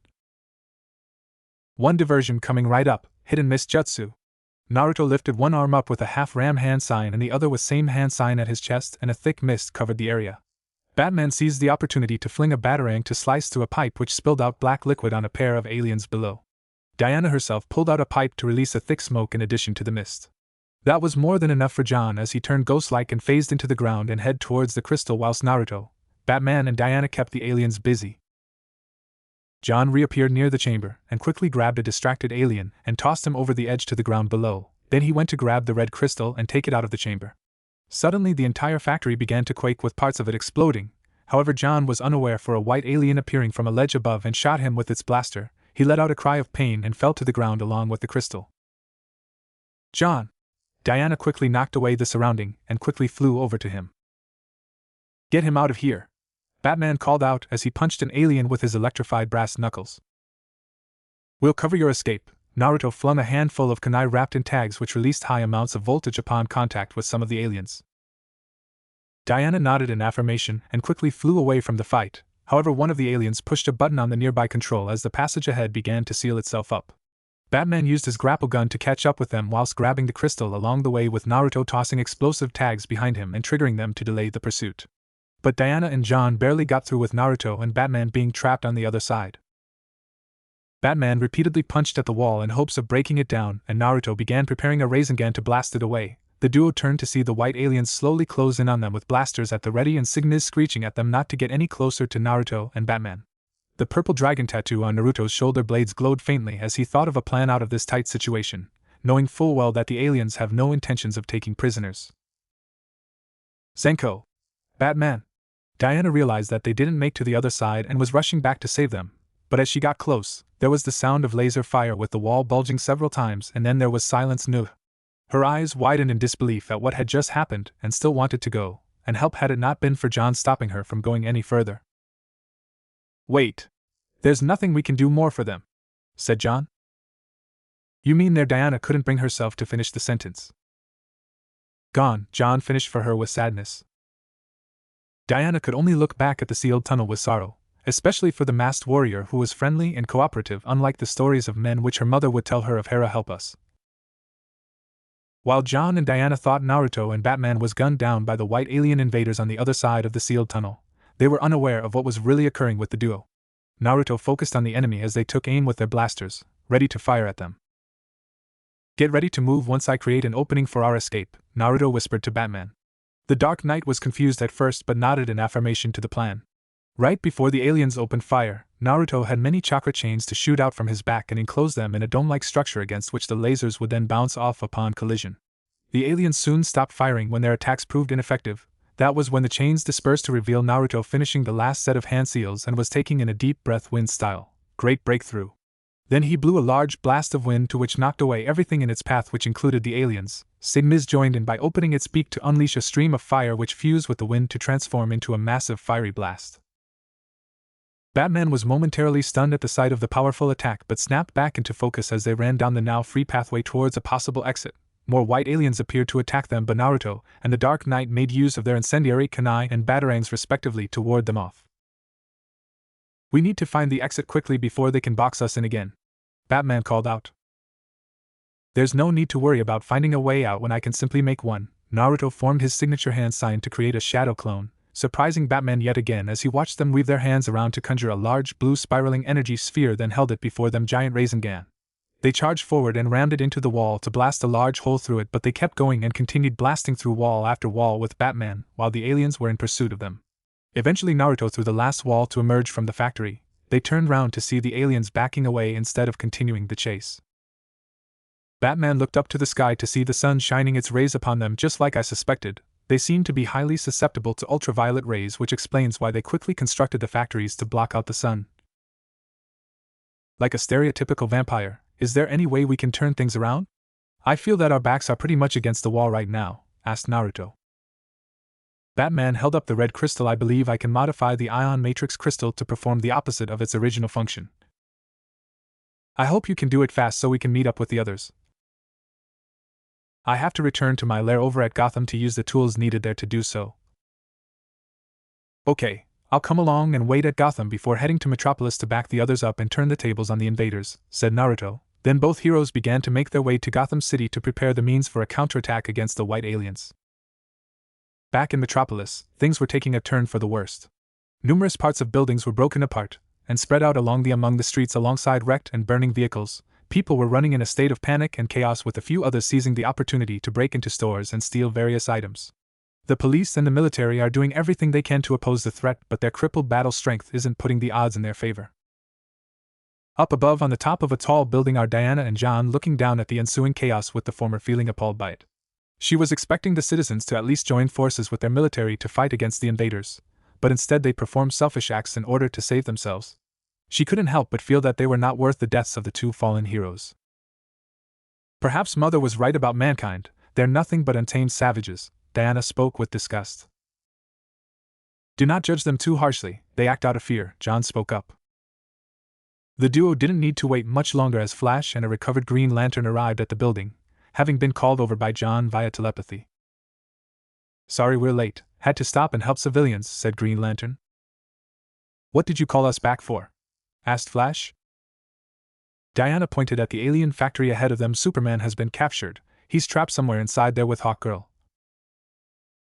Whoa, Flash was finding it hard to believe that someone like the Man of Steel could have been captured, even when he had backup. Where's Batman and Zenko? Asked Green Lantern, but Diana remained silent, so John spoke instead. They acted heroically to the very end. The Bats and Ninja Dude are gone? Flash was in disbelief. He knew Batman was always the kind of guy to get out of many jams, and also saw how Zenko operated just like the ninjas he saw on TV, but far more advanced than them. This is not good, definitely not good, Green Lantern said this with a frown on his face. Moments later, the group had arrived close to the proximity of the factory, which was currently guarded by an alien walker with Green Lantern and Flash scoping the area. I can't believe we're doing this again, said Flash. If Superman and Hawkgirl are in there, someone's go to rescue them. You're sure they're in there, aren't you?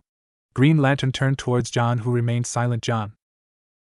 Yes, your friends are alive, but we must act quickly. The Imperium is coming, John spoke ominously. Flash quirked an eyebrow in confusion. The who? The Supreme Intelligence which controls these invaders. We have met before. Flash towards Green Lantern to whisper to him, can we trust this space case? What choice do we have?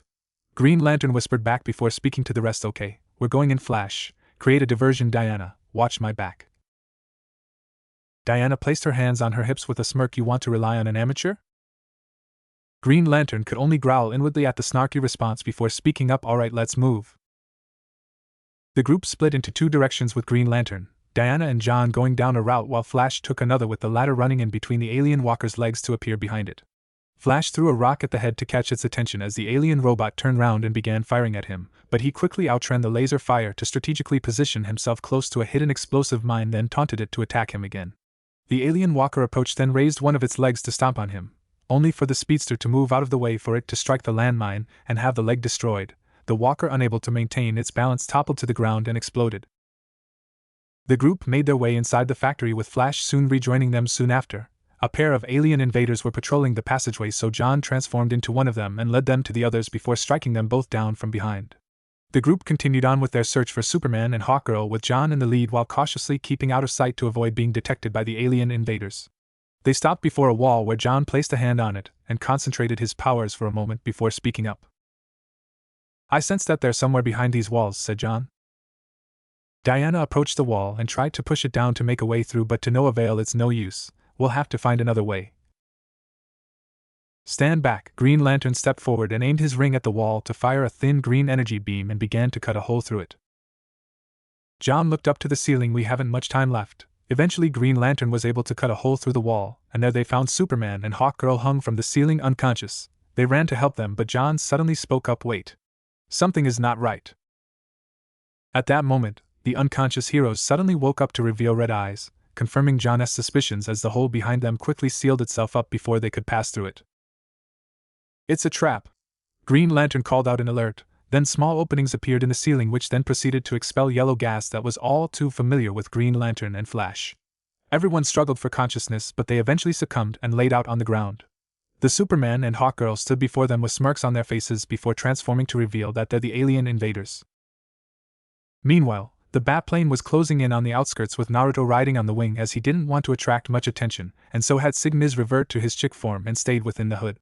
When they had left Egypt, Batman had Naruto wait for him at the clock tower in Gotham City while he headed to his lair to modify the Ion Matrix crystal to their advantage. Later on, they regrouped and made their way to Metropolis. Batman had the plane land close to the boundary before he and Zenko began their approach to the alien factory by foot. Can you sense where Superman and the others are? Asked Batman. Already did before we got here, and they're all together in one place, but they aren't moving. My best guess is that they're being held captive, Naruto replied. So how's this device going to work? By inserting the component into the similar alien pod, it should reverse the factory's primary function and disperse the black clouds for the sun to shine through. And giving us the natural home advantage. I'm all for that. Naruto smiled behind the mask, but he sensed something which caused him to frown. Instead, we must hurry. I sense something heading towards the city, something big. It must be the leader of the invaders. Let's go. The duo took several routes and avoided traversing the rooftops to avoid detection from the alien invaders until finally arriving at the factory. Naruto and Batman were able to find a way inside via a gaping hole in the wall. The moment they were inside, they then heard John's voice in their minds. Zenko, Batman, can you hear me? Asked John. Loud and clear. We're on our way towards your location and Batman has the device ready to disable the factory. Have any idea where the control room is? Asked Naruto whilst making sure that no one was nearby to listen in. The others and I are held in it. I'll use my powers to mentally shield you both to avoid being detected. Then we'll make our way over there quickly, said Batman. Please hurry, the Imperium will arrive at any moment. Got it, Naruto replied. John snapped back into focus as he, along with Superman and the rest of the group bound to a platform, looked up at white alien invaders with one of them stepping before them and began to speak up. Earth's mightiest heroes, the alien then transformed into Senator Kelly. Superman was mildly surprised before glaring at him. Welcome. Just as Zenko thought, you really were an imposter all this time, said Superman, much to the surprise of the alien. So you know of who I am. A pity that your very comrade lies dead alongside Batman, said Senator Kelly with a sneer, causing Superman to grit his teeth with rage. This is far from over. That's where you are wrong. The imposter pushed a button on a control panel next to him for the ceiling to open up widely for everyone to look up to the sky. There they saw a massive spaceship hovering overhead, and a smaller shuttle descended from it before coming down to land on the platform. The hatch opened up with a hiss as something descended from the shuttle. It resembles a giant violet jellyfish with black and white matter swirling within. Needless to say, it was very grotesque in appearance. All hail the Imperium. The putrid being floated towards the group, particularly John, and spoke to them via telepathy. Johns, it's been a long time. It raised two of its tentacles upwards the part of the platform which John is on to move towards the Imperium and drop him. Two of the invaders stepped forward with grey staffs and struck him to unleash large amounts of voltage which forcefully reverted John to his original form before collapsing to the ground, much to the horror of the heroes. That is much better. You have defied us for centuries. John struggled back to his feet. And I'll never bow down before you or any of your kind.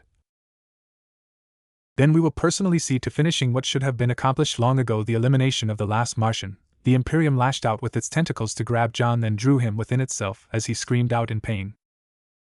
Let go of him, you filthy grrrr. Superman yelled as he struggled to break from his bonds, but to no avail. Yield to us, Johns, said the Imperium. Never. John refused defiantly. Why do you resist? Embrace this truth. After all these years you have finally lost. Have I? That response casted an unsettling feeling upon the Imperium. You're hiding something, a secret deep within the recesses of your mind. Is this another one of your Martian tricks? Do I sense fear? What are you hiding? The alien demanded. John transformed back into his Manhunter form and yelled out, "Now!" Boom! There was a loud explosion, and everyone turns towards the source, which happens to be close to the ion chamber. There they saw something which was extremely hard to believe. "Batman and Zenko?" Flash spoke in disbelief. "It can't be, they're alive?" Diana was shocked but inwardly happy to see the duo, especially Zenko, are alive and well. "I mentally shielded them so they couldn't be detected," John grunted out in pain.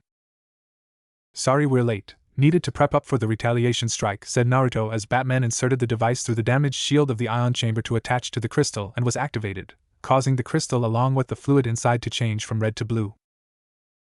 "What have you done?" Senator Kelly demanded. "Reverse the ion charge," Batman replied rather bluntly. "Destroy the crystal!" the Imperium yelled out in rage. The alien invaders opened fire at the duo and the ion chamber, but Batman quickly using a grappling gun to swung away whilst Naruto performed a chakra-enhanced jump to evade the lasers which struck the chamber but to no avail. "It's shielded," Senator Kelly spoke in shock. In midair, Naruto called out to Batman, "I'll keep this guys busy while you work on freeing the others." The Dark Knight nodded in affirmation as both landed on separate platforms, then took to their self-assigned tasks. Naruto landed before the white alien invaders and took a combat stance as his chakra flared out from his body in the form of a blue aura. "Let's get this fight started." "Finally, we get to hit something," said Kurama excitedly. "You know it. Time to show him how a Konoha shinobi does things back in his neighborhood." Naruto dashed forwards at high speed in a zigzag pattern to avoid the laser fire from the aliens before leaping into the air and coming down with a flying kick to knock down one of them, then quickly cartwheeling to the side to evade an attack from behind. He quickly went up to one of the invaders to execute a 1-2 punch and a chakra-enhanced high kick to send it flying. Naruto quickly rolled to the right to avoid the next barrage of laser fire, then stood back with his hands blurring through a set of hand signs fire style, Phoenix Flower Jutsu. He opened his mouth to launch a salvo of fireballs to strike down many of the invaders, but there were still more running in to attack him and the others. Naruto went through another set of hand signs, not done with yet, wind style, twin twisters. He swung his arms to conjure 2 large tornadoes and launched them to blow them away. Naruto was about to take a step forward when he felt heat coming from the dragon tattoos on his body and sensed their intentions. "So you guys want a piece of the action? Well, I'll be an idiot to leave you out. Starting off with Inazuma." Naruto thrust out his hands as there was a flash of light before the draconic 3-section staff appeared in his hands. He grabbed one end and the middle of the staff to spinning the other end rapidly like a propeller to deflect the lasers shot at him, then swung an arm in an arc as a chakra chain shot out of his palm and wrapped around a small cluster of alien to hold them in place. Naruto rushed towards them whilst twirling the staff by one end as it emitted an orange aura before slamming it down upon them to unleash a large pillar of energy to destroy them. Naruto grabbed both ends of the staff and bashed the aliens rapidly with its draconic energy along with several kicks added to the mix whilst evading the shots fired. He somersaulted overhead to land in the middle of the group as the staff glowed once more with energy. "Let's go, Inazuma." He then held the middle section of the staff with both hands and proceeded to twirl it rapidly over the chest and back while alternating between leaning back and forward with the ends lashing out to strike at high speeds. "Time to tag out, come forth Banrai." The 3-section staff switched places with the red chain sickles as Naruto was now slashing the enemy with twice the speed and agility. He flipped into the air and was stomping on their heads like stepping stones running lightning. He plunged Banrai to the ground, causing red lightning to trail along the surface and shock. Naruto slammed into an alien with a shoulder charge and struck out a few times with Banrai before knocking away with a roundhouse kick. Naruto dashed sideways to dodge another salvo of laser fire and began to charge Banrai up with energy for an attack annihilating Dancing Dragon. He moved at blurring speeds and began slashing in a combo, all the while disappearing and reappearing amongst the enemies before finally stopping in the middle with Banrai no longer glowing. "Kill him already, he's just one human!" Senator Kelly yelled out in frustration. He himself was firing at the ninja, but the target was just too evasive. Naruto smirked behind the mask. "Oh, you guys are that impatient for more playmates? Then how about this for a stand-in before the real deal?" He crossed the middle and index fingers of both hands together. Shadow Clone Jutsu. There was a large puff of smoke which cleared away to reveal many duplicates of the original, much to the shock of everyone present. "Now there's enough of little old me to go around, let's mess these guys up, boys." He then switched Banrai out for the Byako, the draconic Japanese spear, and dashed at the enemy. "Yes, boss," the clones called out in chorus. Then they all charged forwards to engage the enemy and began taking them out with either ninjutsu or taijutsu. "Man, look at Zenko go, he puts the stereotypical ninja to shame right now," said Flash in amazement. He had heard of the new hero's prowess, but actually witnessing it is a whole different story. His skill with the weapons and use of elemental attacks is straight out of a cartoon or comic book, but in high definition, And it's been a while since he saw someone move around that quickly aside Superman. And to think I called him and Diana rookies, this guy fights like he had been in a life full of battles, thought Green Lantern as he watched Senko fight against the alien invaders. The ninja battles to the point that every action is viewed as instinctual and unlike any hero or villain he had ever encountered during his time as a member of the Green Lantern Corps. The way he fights, it's no wonder how he and Batman were able to avoid getting killed by the invaders, thought Superman. As I thought, the amount of experience he has is close or, if possible, surpassing that of ours.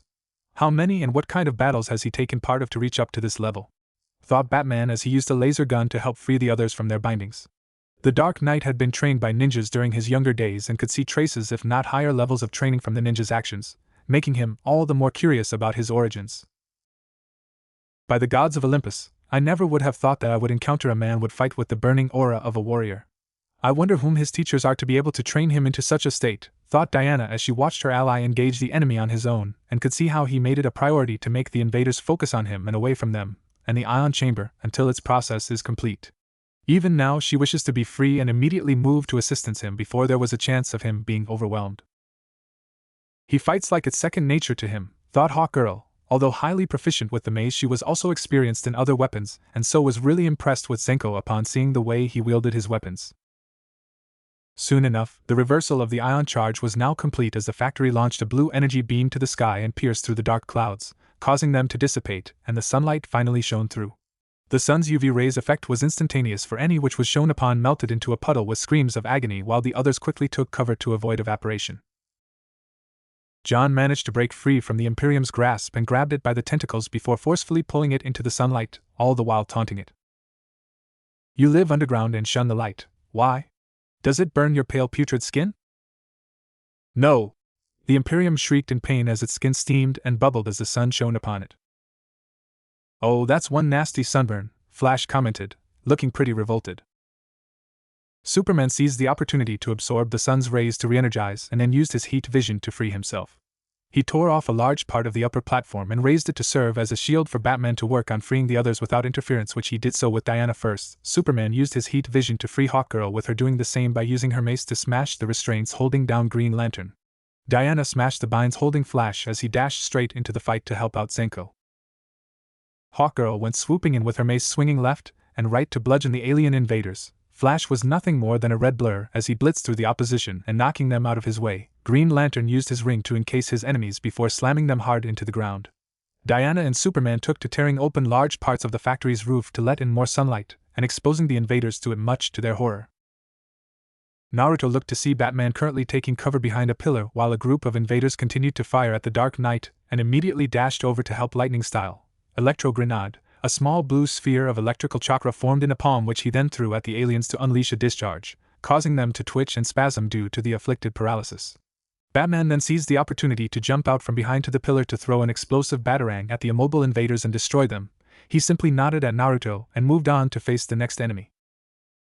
"Kit, that ugly menace is getting away," said Kurama. Naruto turned around to see the Imperium retreating into its shuttle as John laid on the ground nearby before Superman flew to him to help, only for more of the invaders to fire at them. He shot out a chakra chain which was fused with wind chakra to pierce the wall behind them to make a hole for the sunlight to shine through and burn them.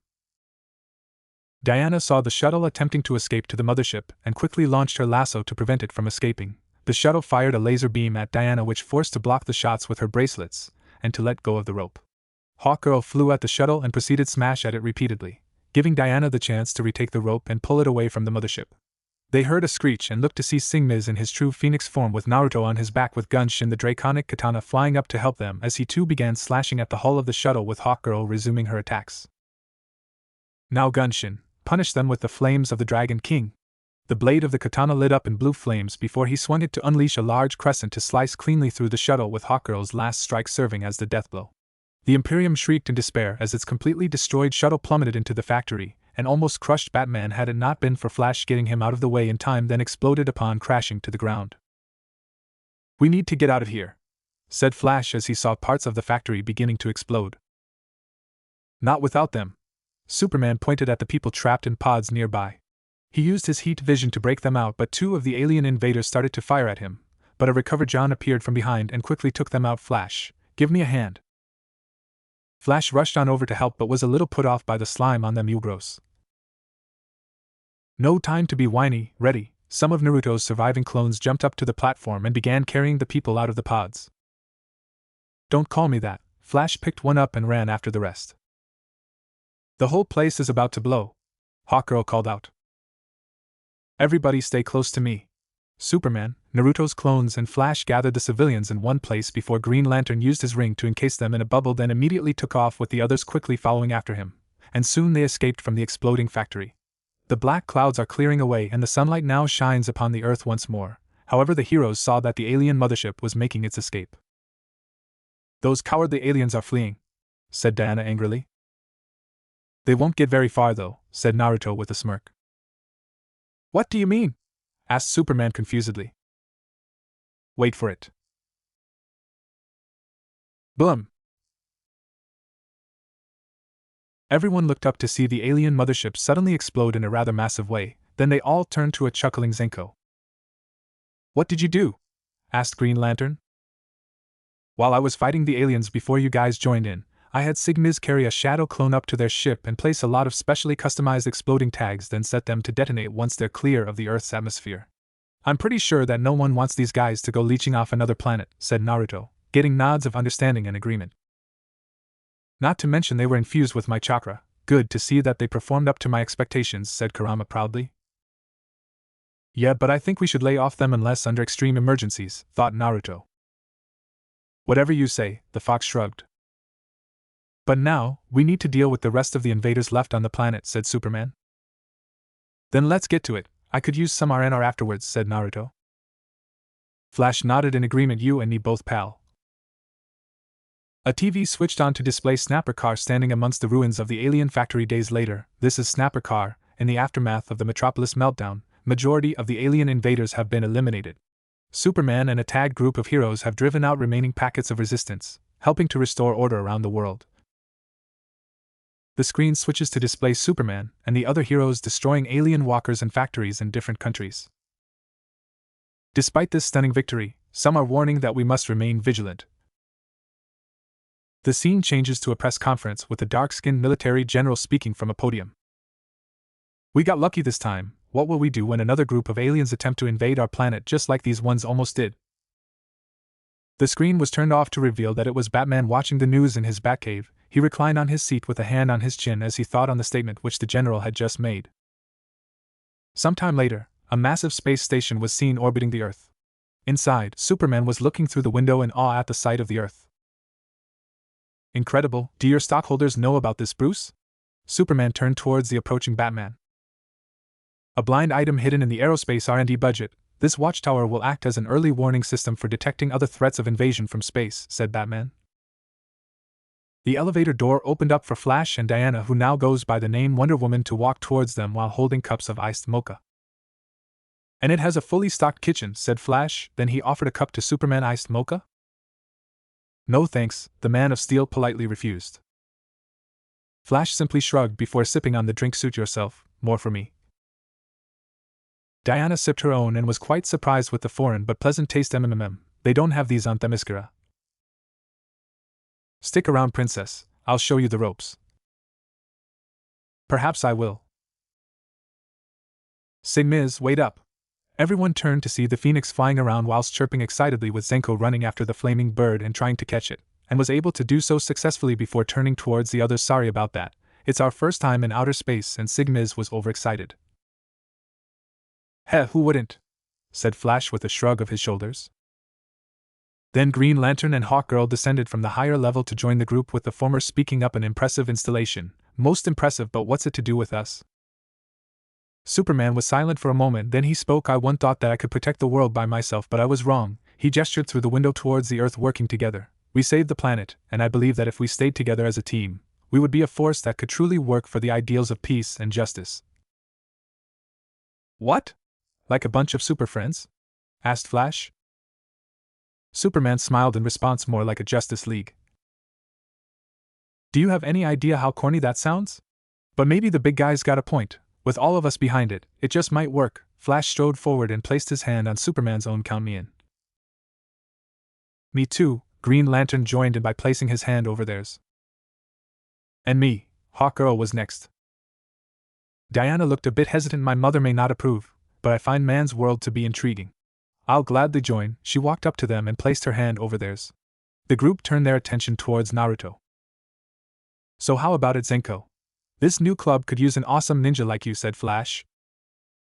Naruto was at first silent for a moment before speaking up. You kinda remind me of another group which no longer exists, much to my relief. But you're doing this for a much nobler cause. Then he pulled down the hood to reveal his blonde spiky hair before taking off the fox mask to reveal a face mask covering the lower half of his face. So as long as this team never strays from its main goal, then you'll always have my full support. Then he joined them by placing his hands over Diana's, causing her to notice that the fingers felt soft to the touch. Superman turned towards Batman, who was standing away from them. So what about you, Batman? I am not really a people person, but when you need help and you will call me, Batman replied. Understood, then we're all agreed. But wait, where's John? Diana spoke up. Superman and Naruto were able to locate where John is at the control panel and ascended to meet with him. The green Martian was silently looking out into the deep space as they approached him. John, are you alright? Asked Superman. A rather dumb question to ask, said Kurama, only to be shushed by Naruto. My family and loved ones are all gone. I am the last of my kind, said John. I know the feeling. Superman placed a hand on the alien's shoulder in understanding, especially since he is, or rather was, the last Kryptonian until he met Kara. Now Mars is dead and I am alone in the universe. You're not truly alone, John. Naruto, getting the Martian to turn to him, you still have the bonds shared between you and the ones close to you deep within your heart. As long as you have those bonds and make new ones in addition, you'll never be alone. John looked into his eyes and could see signs of loss in them, and yet he still held on strongly. Zenko is right. We'll never replace your family, but we would be honored if you could learn to call Earth your home, said Superman with a smile. John looked at both heroes silently for a moment, then a small smile appeared on his face. Come on, the others are waiting for you too. The trio descended from the control panel to meet up with the rest of the newly formed Justice League, hoping that they would be well prepared for the tribulations and battles soon to occur in the future. Naruto was currently walking along the sidewalk of Gotham City in the daytime while dressed casually under his disguise, with Kurama walking alongside him and Sigmiz was perched on his shoulder. It has been about a month since he and the other heroes and heroines saved the Earth from the alien invasion, then later came together to form the Justice League with the sole purpose of protecting the planet Earth, and at times other planets. The knowledge of other planets existing outside the Earth really boggled Naruto, and at times had himself wondering if the same could be applied to the elemental nations. Things are rather peaceful, don't you think so, Kurama? Thought Naruto. Rather boring if you asked me. I know crimes is in abundance here in Gotham, especially at night, but it's pretty much the regulars with only the big ones showing up rarely, said Kurama via their mind link, which Sigmiz could also connect with but has yet to speak to either of them. True, but I've yet to run into guys like the Joker and Bane. Thought they would be targeting me, given that I'm now affiliated with Batman. Well, the Brooder did tell us that they are of the cunning variety, so they might to find out any sort of vulnerability before striking, said Kurama, then he smirked like they can. Maybe so, but we shouldn't underestimate any of them. Humph, if you say so, the fox simply scoffed, with Naruto shaking his head at the cockiness of the fox. By now he thought to have stopped underestimating enemies he has yet to meet. They continued to walk, occasionally glancing at the regular activities around them. Suddenly they heard a woman scream from behind them, to see a lady screaming after a man running away with a purse in his hands, getting the idea of what's going on. Stop, thief, give back my purse, shouted the distressed woman, but she was ignored and no one even tried to stop the thief, further increasing her despair. Naruto frowned at this and patiently waited for the thug to pass by him, then quickly reached up to grab him by the back of the collar and pull him back strongly. The thug turned to shake himself free, but a fist slammed into his face with an audible crack being heard by those close, losing consciousness and getting a broken nose as a bonus. Naruto crouched low to pick up the purse and turned towards the woman, run up to him with a look of relief as she took the purse from him. Thank you very much for stopping him, said the woman gratefully. Naruto smiled and waved his hand. No thanks needed, I just did what I had to do to help. He glanced at the thug on the ground with a small frown, then brought out his phone to call the police. I'll get the cops to take care of this guy soon enough. Later on, the Gotham police arrived, acquired their report before carrying the thug away. Naruto bade the lady farewell and resumed on their walk, though Kurama noticed that he was deep in thought and decided to speak up. Hey Kit, what's got your head up in the clouds? Asked Kurama. Sigmiz chirped in agreement with the fox. I've been thinking of moving out of Gotham to another city, thought Naruto. Kurama quirked an eyebrow at his partner's response. What makes you want to do that? Well, sure, there's lots of crimes in the city both day and night, but I kinda feel squeezed in with Batman and his team having this place as their turf and all. In other words, I want to get a turf of my own, you know. I get what you mean. Personally, I can still tell that he doesn't really trust you entirely, especially since he has little info about you, which is obvious since we didn't exactly originate here. But since we're in Justice League, you would be going to lots of places. True, but a main base of my own sounds a bit nicer to the ears, thought Naruto. If you say so, maybe one more run before moving house? Naruto thought for a moment before nodding in agreement. Sure thing, I'll get back to the apartment to make our travel plans and have a small discussion with the landlord too. Later on, as the sun had set to mark the beginning of the night, Naruto had made the necessary preparations and made a phone call to the director of the publishing house about his relocation, to which said person told him to be sure to send his new mailing address after he had settled in. Naruto made his way up to the top of the roof and used his senses to make sure that there was no one around to see him. Then he went behind the large air vent and used a smoke pellet to hide before changing into his hero outfit, with Sigmiz tucking into his hood as usual while Kurama was within the seal for a nap. The hooded ninja took to leaping along the rooftops to pretty much random directions towards wherever he feels like something interesting might happen, but paying attention to the radio chatter from his earpiece just in case. Naruto was in midair from a jump between roofs when his ears picked up the sounds of a police car from a couple blocks away from his position, and was also hearing the sounds of gunshots as well. With a smirk behind the mask, Naruto raced towards the sources of the sounds and easily intercepted them via roof jumping. He looked down below at the streets to see a police cruiser pursuing a black convertible with one of the thugs firing at the police. Naruto was about to jump in to help when he saw someone else chasing after the convertible, and recognized it to be Robin. Looks like one of Batman's partners is already on the scene. Might as well drop in to lend a hand and say hi, said Naruto. He jumped off the roof to the streets before firing a chakra chain to swing after them. He saw Robin land on the trunk of the vehicle, and the thugs aimed their guns at him to fire, but the young hero jumped and flipped around skillfully to avoid the shots whilst kicking the guns out of their hands, much to their anger, before attempting to grab him. Naruto somersaulted in the air and took out a couple of shuriken at the rear tires to blow them up, causing the convertible to get out of control. Robin jumped off and used his grappling hook to swing away and land on the street as the car crashed into a lamppost. Then he turned to see Naruto land next to him. Fancy seeing you here, Zenko, said Robin. I was in the neighborhood looking for trouble when I heard the commotion here and came over to lend a hand, said Naruto with a shrug of the shoulders. Did it have to include sending a car out of control with me on it? I know you've handled worse than this, so it's pretty much a cakewalk for you. Touché. They heard groaning and turned to see the thugs climb out of the wreckage and try to make a run. The heroes looked at each other and nodded in a silent agreement. Then Robin took out a pair of bolos from his belt and threw it at two of the thugs to entangle their legs and trip them up. Naruto thrust both arms out to launch two chakra chains to wrap around two of the thugs next, then pulled them towards him with a powerful jerk before performing a double lariat for the knockout. Robin struck the back of the thugs next to do the same. The two heroes used ninja wire and handcuffs to restrain them as police walked up to them. Thanks for the help, you two, we truly appreciate it, said the policeman gratefully. It's no biggie, said Robin. We're glad to help out, Naruto added in. It took a while before the police van arrived and the thugs were shoved inside to be sent to the police station. The officers saluted them before driving away. So what are you going to do now? Asked Robin. He had ran into the hero before and found him to be rather amicable to be around at times, unlike the always serious Batman. He sparred with the ninja many times but has yet to win a match against him. Pretty much what you're also going to do, keep an eye out for more crimes before turning in for the night, said Naruto. Okay, guess I'll see you around then. Robin took out a grapple hook and fired it to swing away to who knows where. Naruto smiled as he watched the young hero leave. Kids pretty good, would make a good genin back home. Apparently so, but let's get back to business, shall we? Kurama spoke up. Roger that. Naruto threw a Hiroshin kunai to a nearby rooftop and flashed over to it before leaping away in search of crimes to impede. After an hour of roof leaping, Naruto is currently meditating atop a gargoyle statue of a tall tower. He was gathering nature chakra, which is rather taking him a while to do so due to the severe lack of nature around. Him being a sage as well as a ninja whose village lies deep in a forest has him feeling very uncomfortable and slightly nauseous. Soon enough, he attained sage mode and began to search for anything unusual, which he did, and it was very odd by this world's standards anyways. He was sensing strange activities from the vegetation several miles away from his position, almost at the outskirts of the city. Not only that, he was also sensing someone who seems to also be highly attuned to nature like him. I wonder who it is that can commune with nature like this. I can only think of one person most likely. Naruto then spoke up. Sigmiz, I need a ride to somewhere. the young phoenix chirped in affirmation before hopping out of his hood and transforming into its true form as Naruto jumped onto its back, then took off in the direction which Naruto told it to go.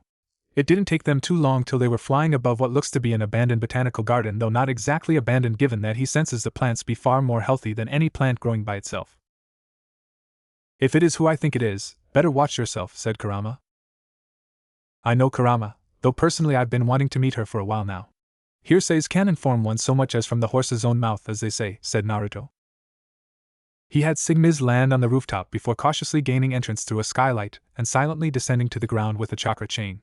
With his sage mode still active, Naruto walked through the pathways with vegetation around him at every corner whilst taking note that the amount of nature energy here is quite a lot than in the city, and the deeper he went, the more the plants and trees appeared larger. He arrived at what appears to be the center of the area, and there he saw the source of the strange source of nature energy kneeling before a small patch full of beautiful flowers. She is a woman with long wavy red hair and light green skin, wearing a one-piece green outfit adorned with leaves and green vines extending over her limbs. Needless to say that Naruto found her to be very beautiful, with her hair reminding him of his mother. The blonde ninja knew who this is. She is known to be Poison Ivy, an eco-terrorist with the ability to control plants and an expert on anything relating to them. The redhead suddenly stood up and looked directly at where Naruto was hiding, much to his surprise, for he was sure that he had hidden himself, that not even Batman would be able to locate him for a while, and Sage Mode should have masked his presence.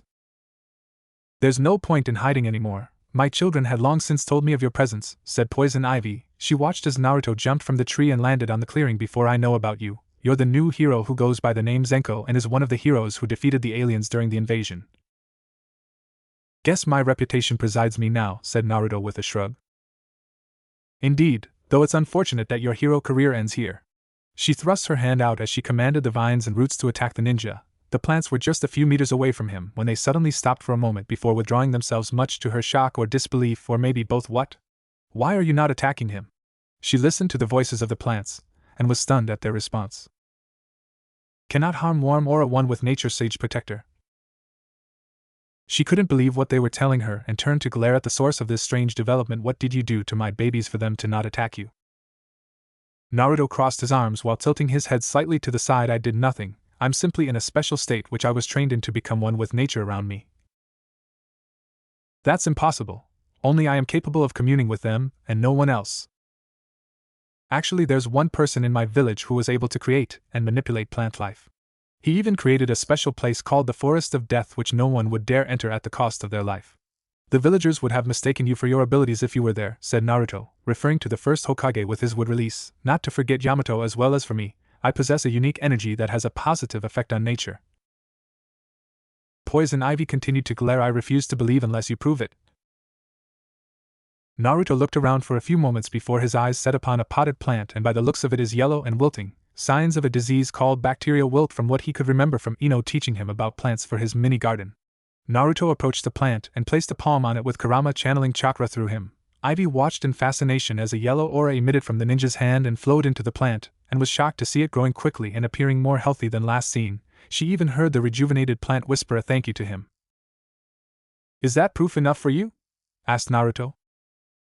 This man, he could prove himself useful against those people harming the plants. "Perhaps I could sway him to my side," thought Poison Ivy. She saucily approached the ninja whilst releasing pheromones from her body into the air around. "Indeed it is.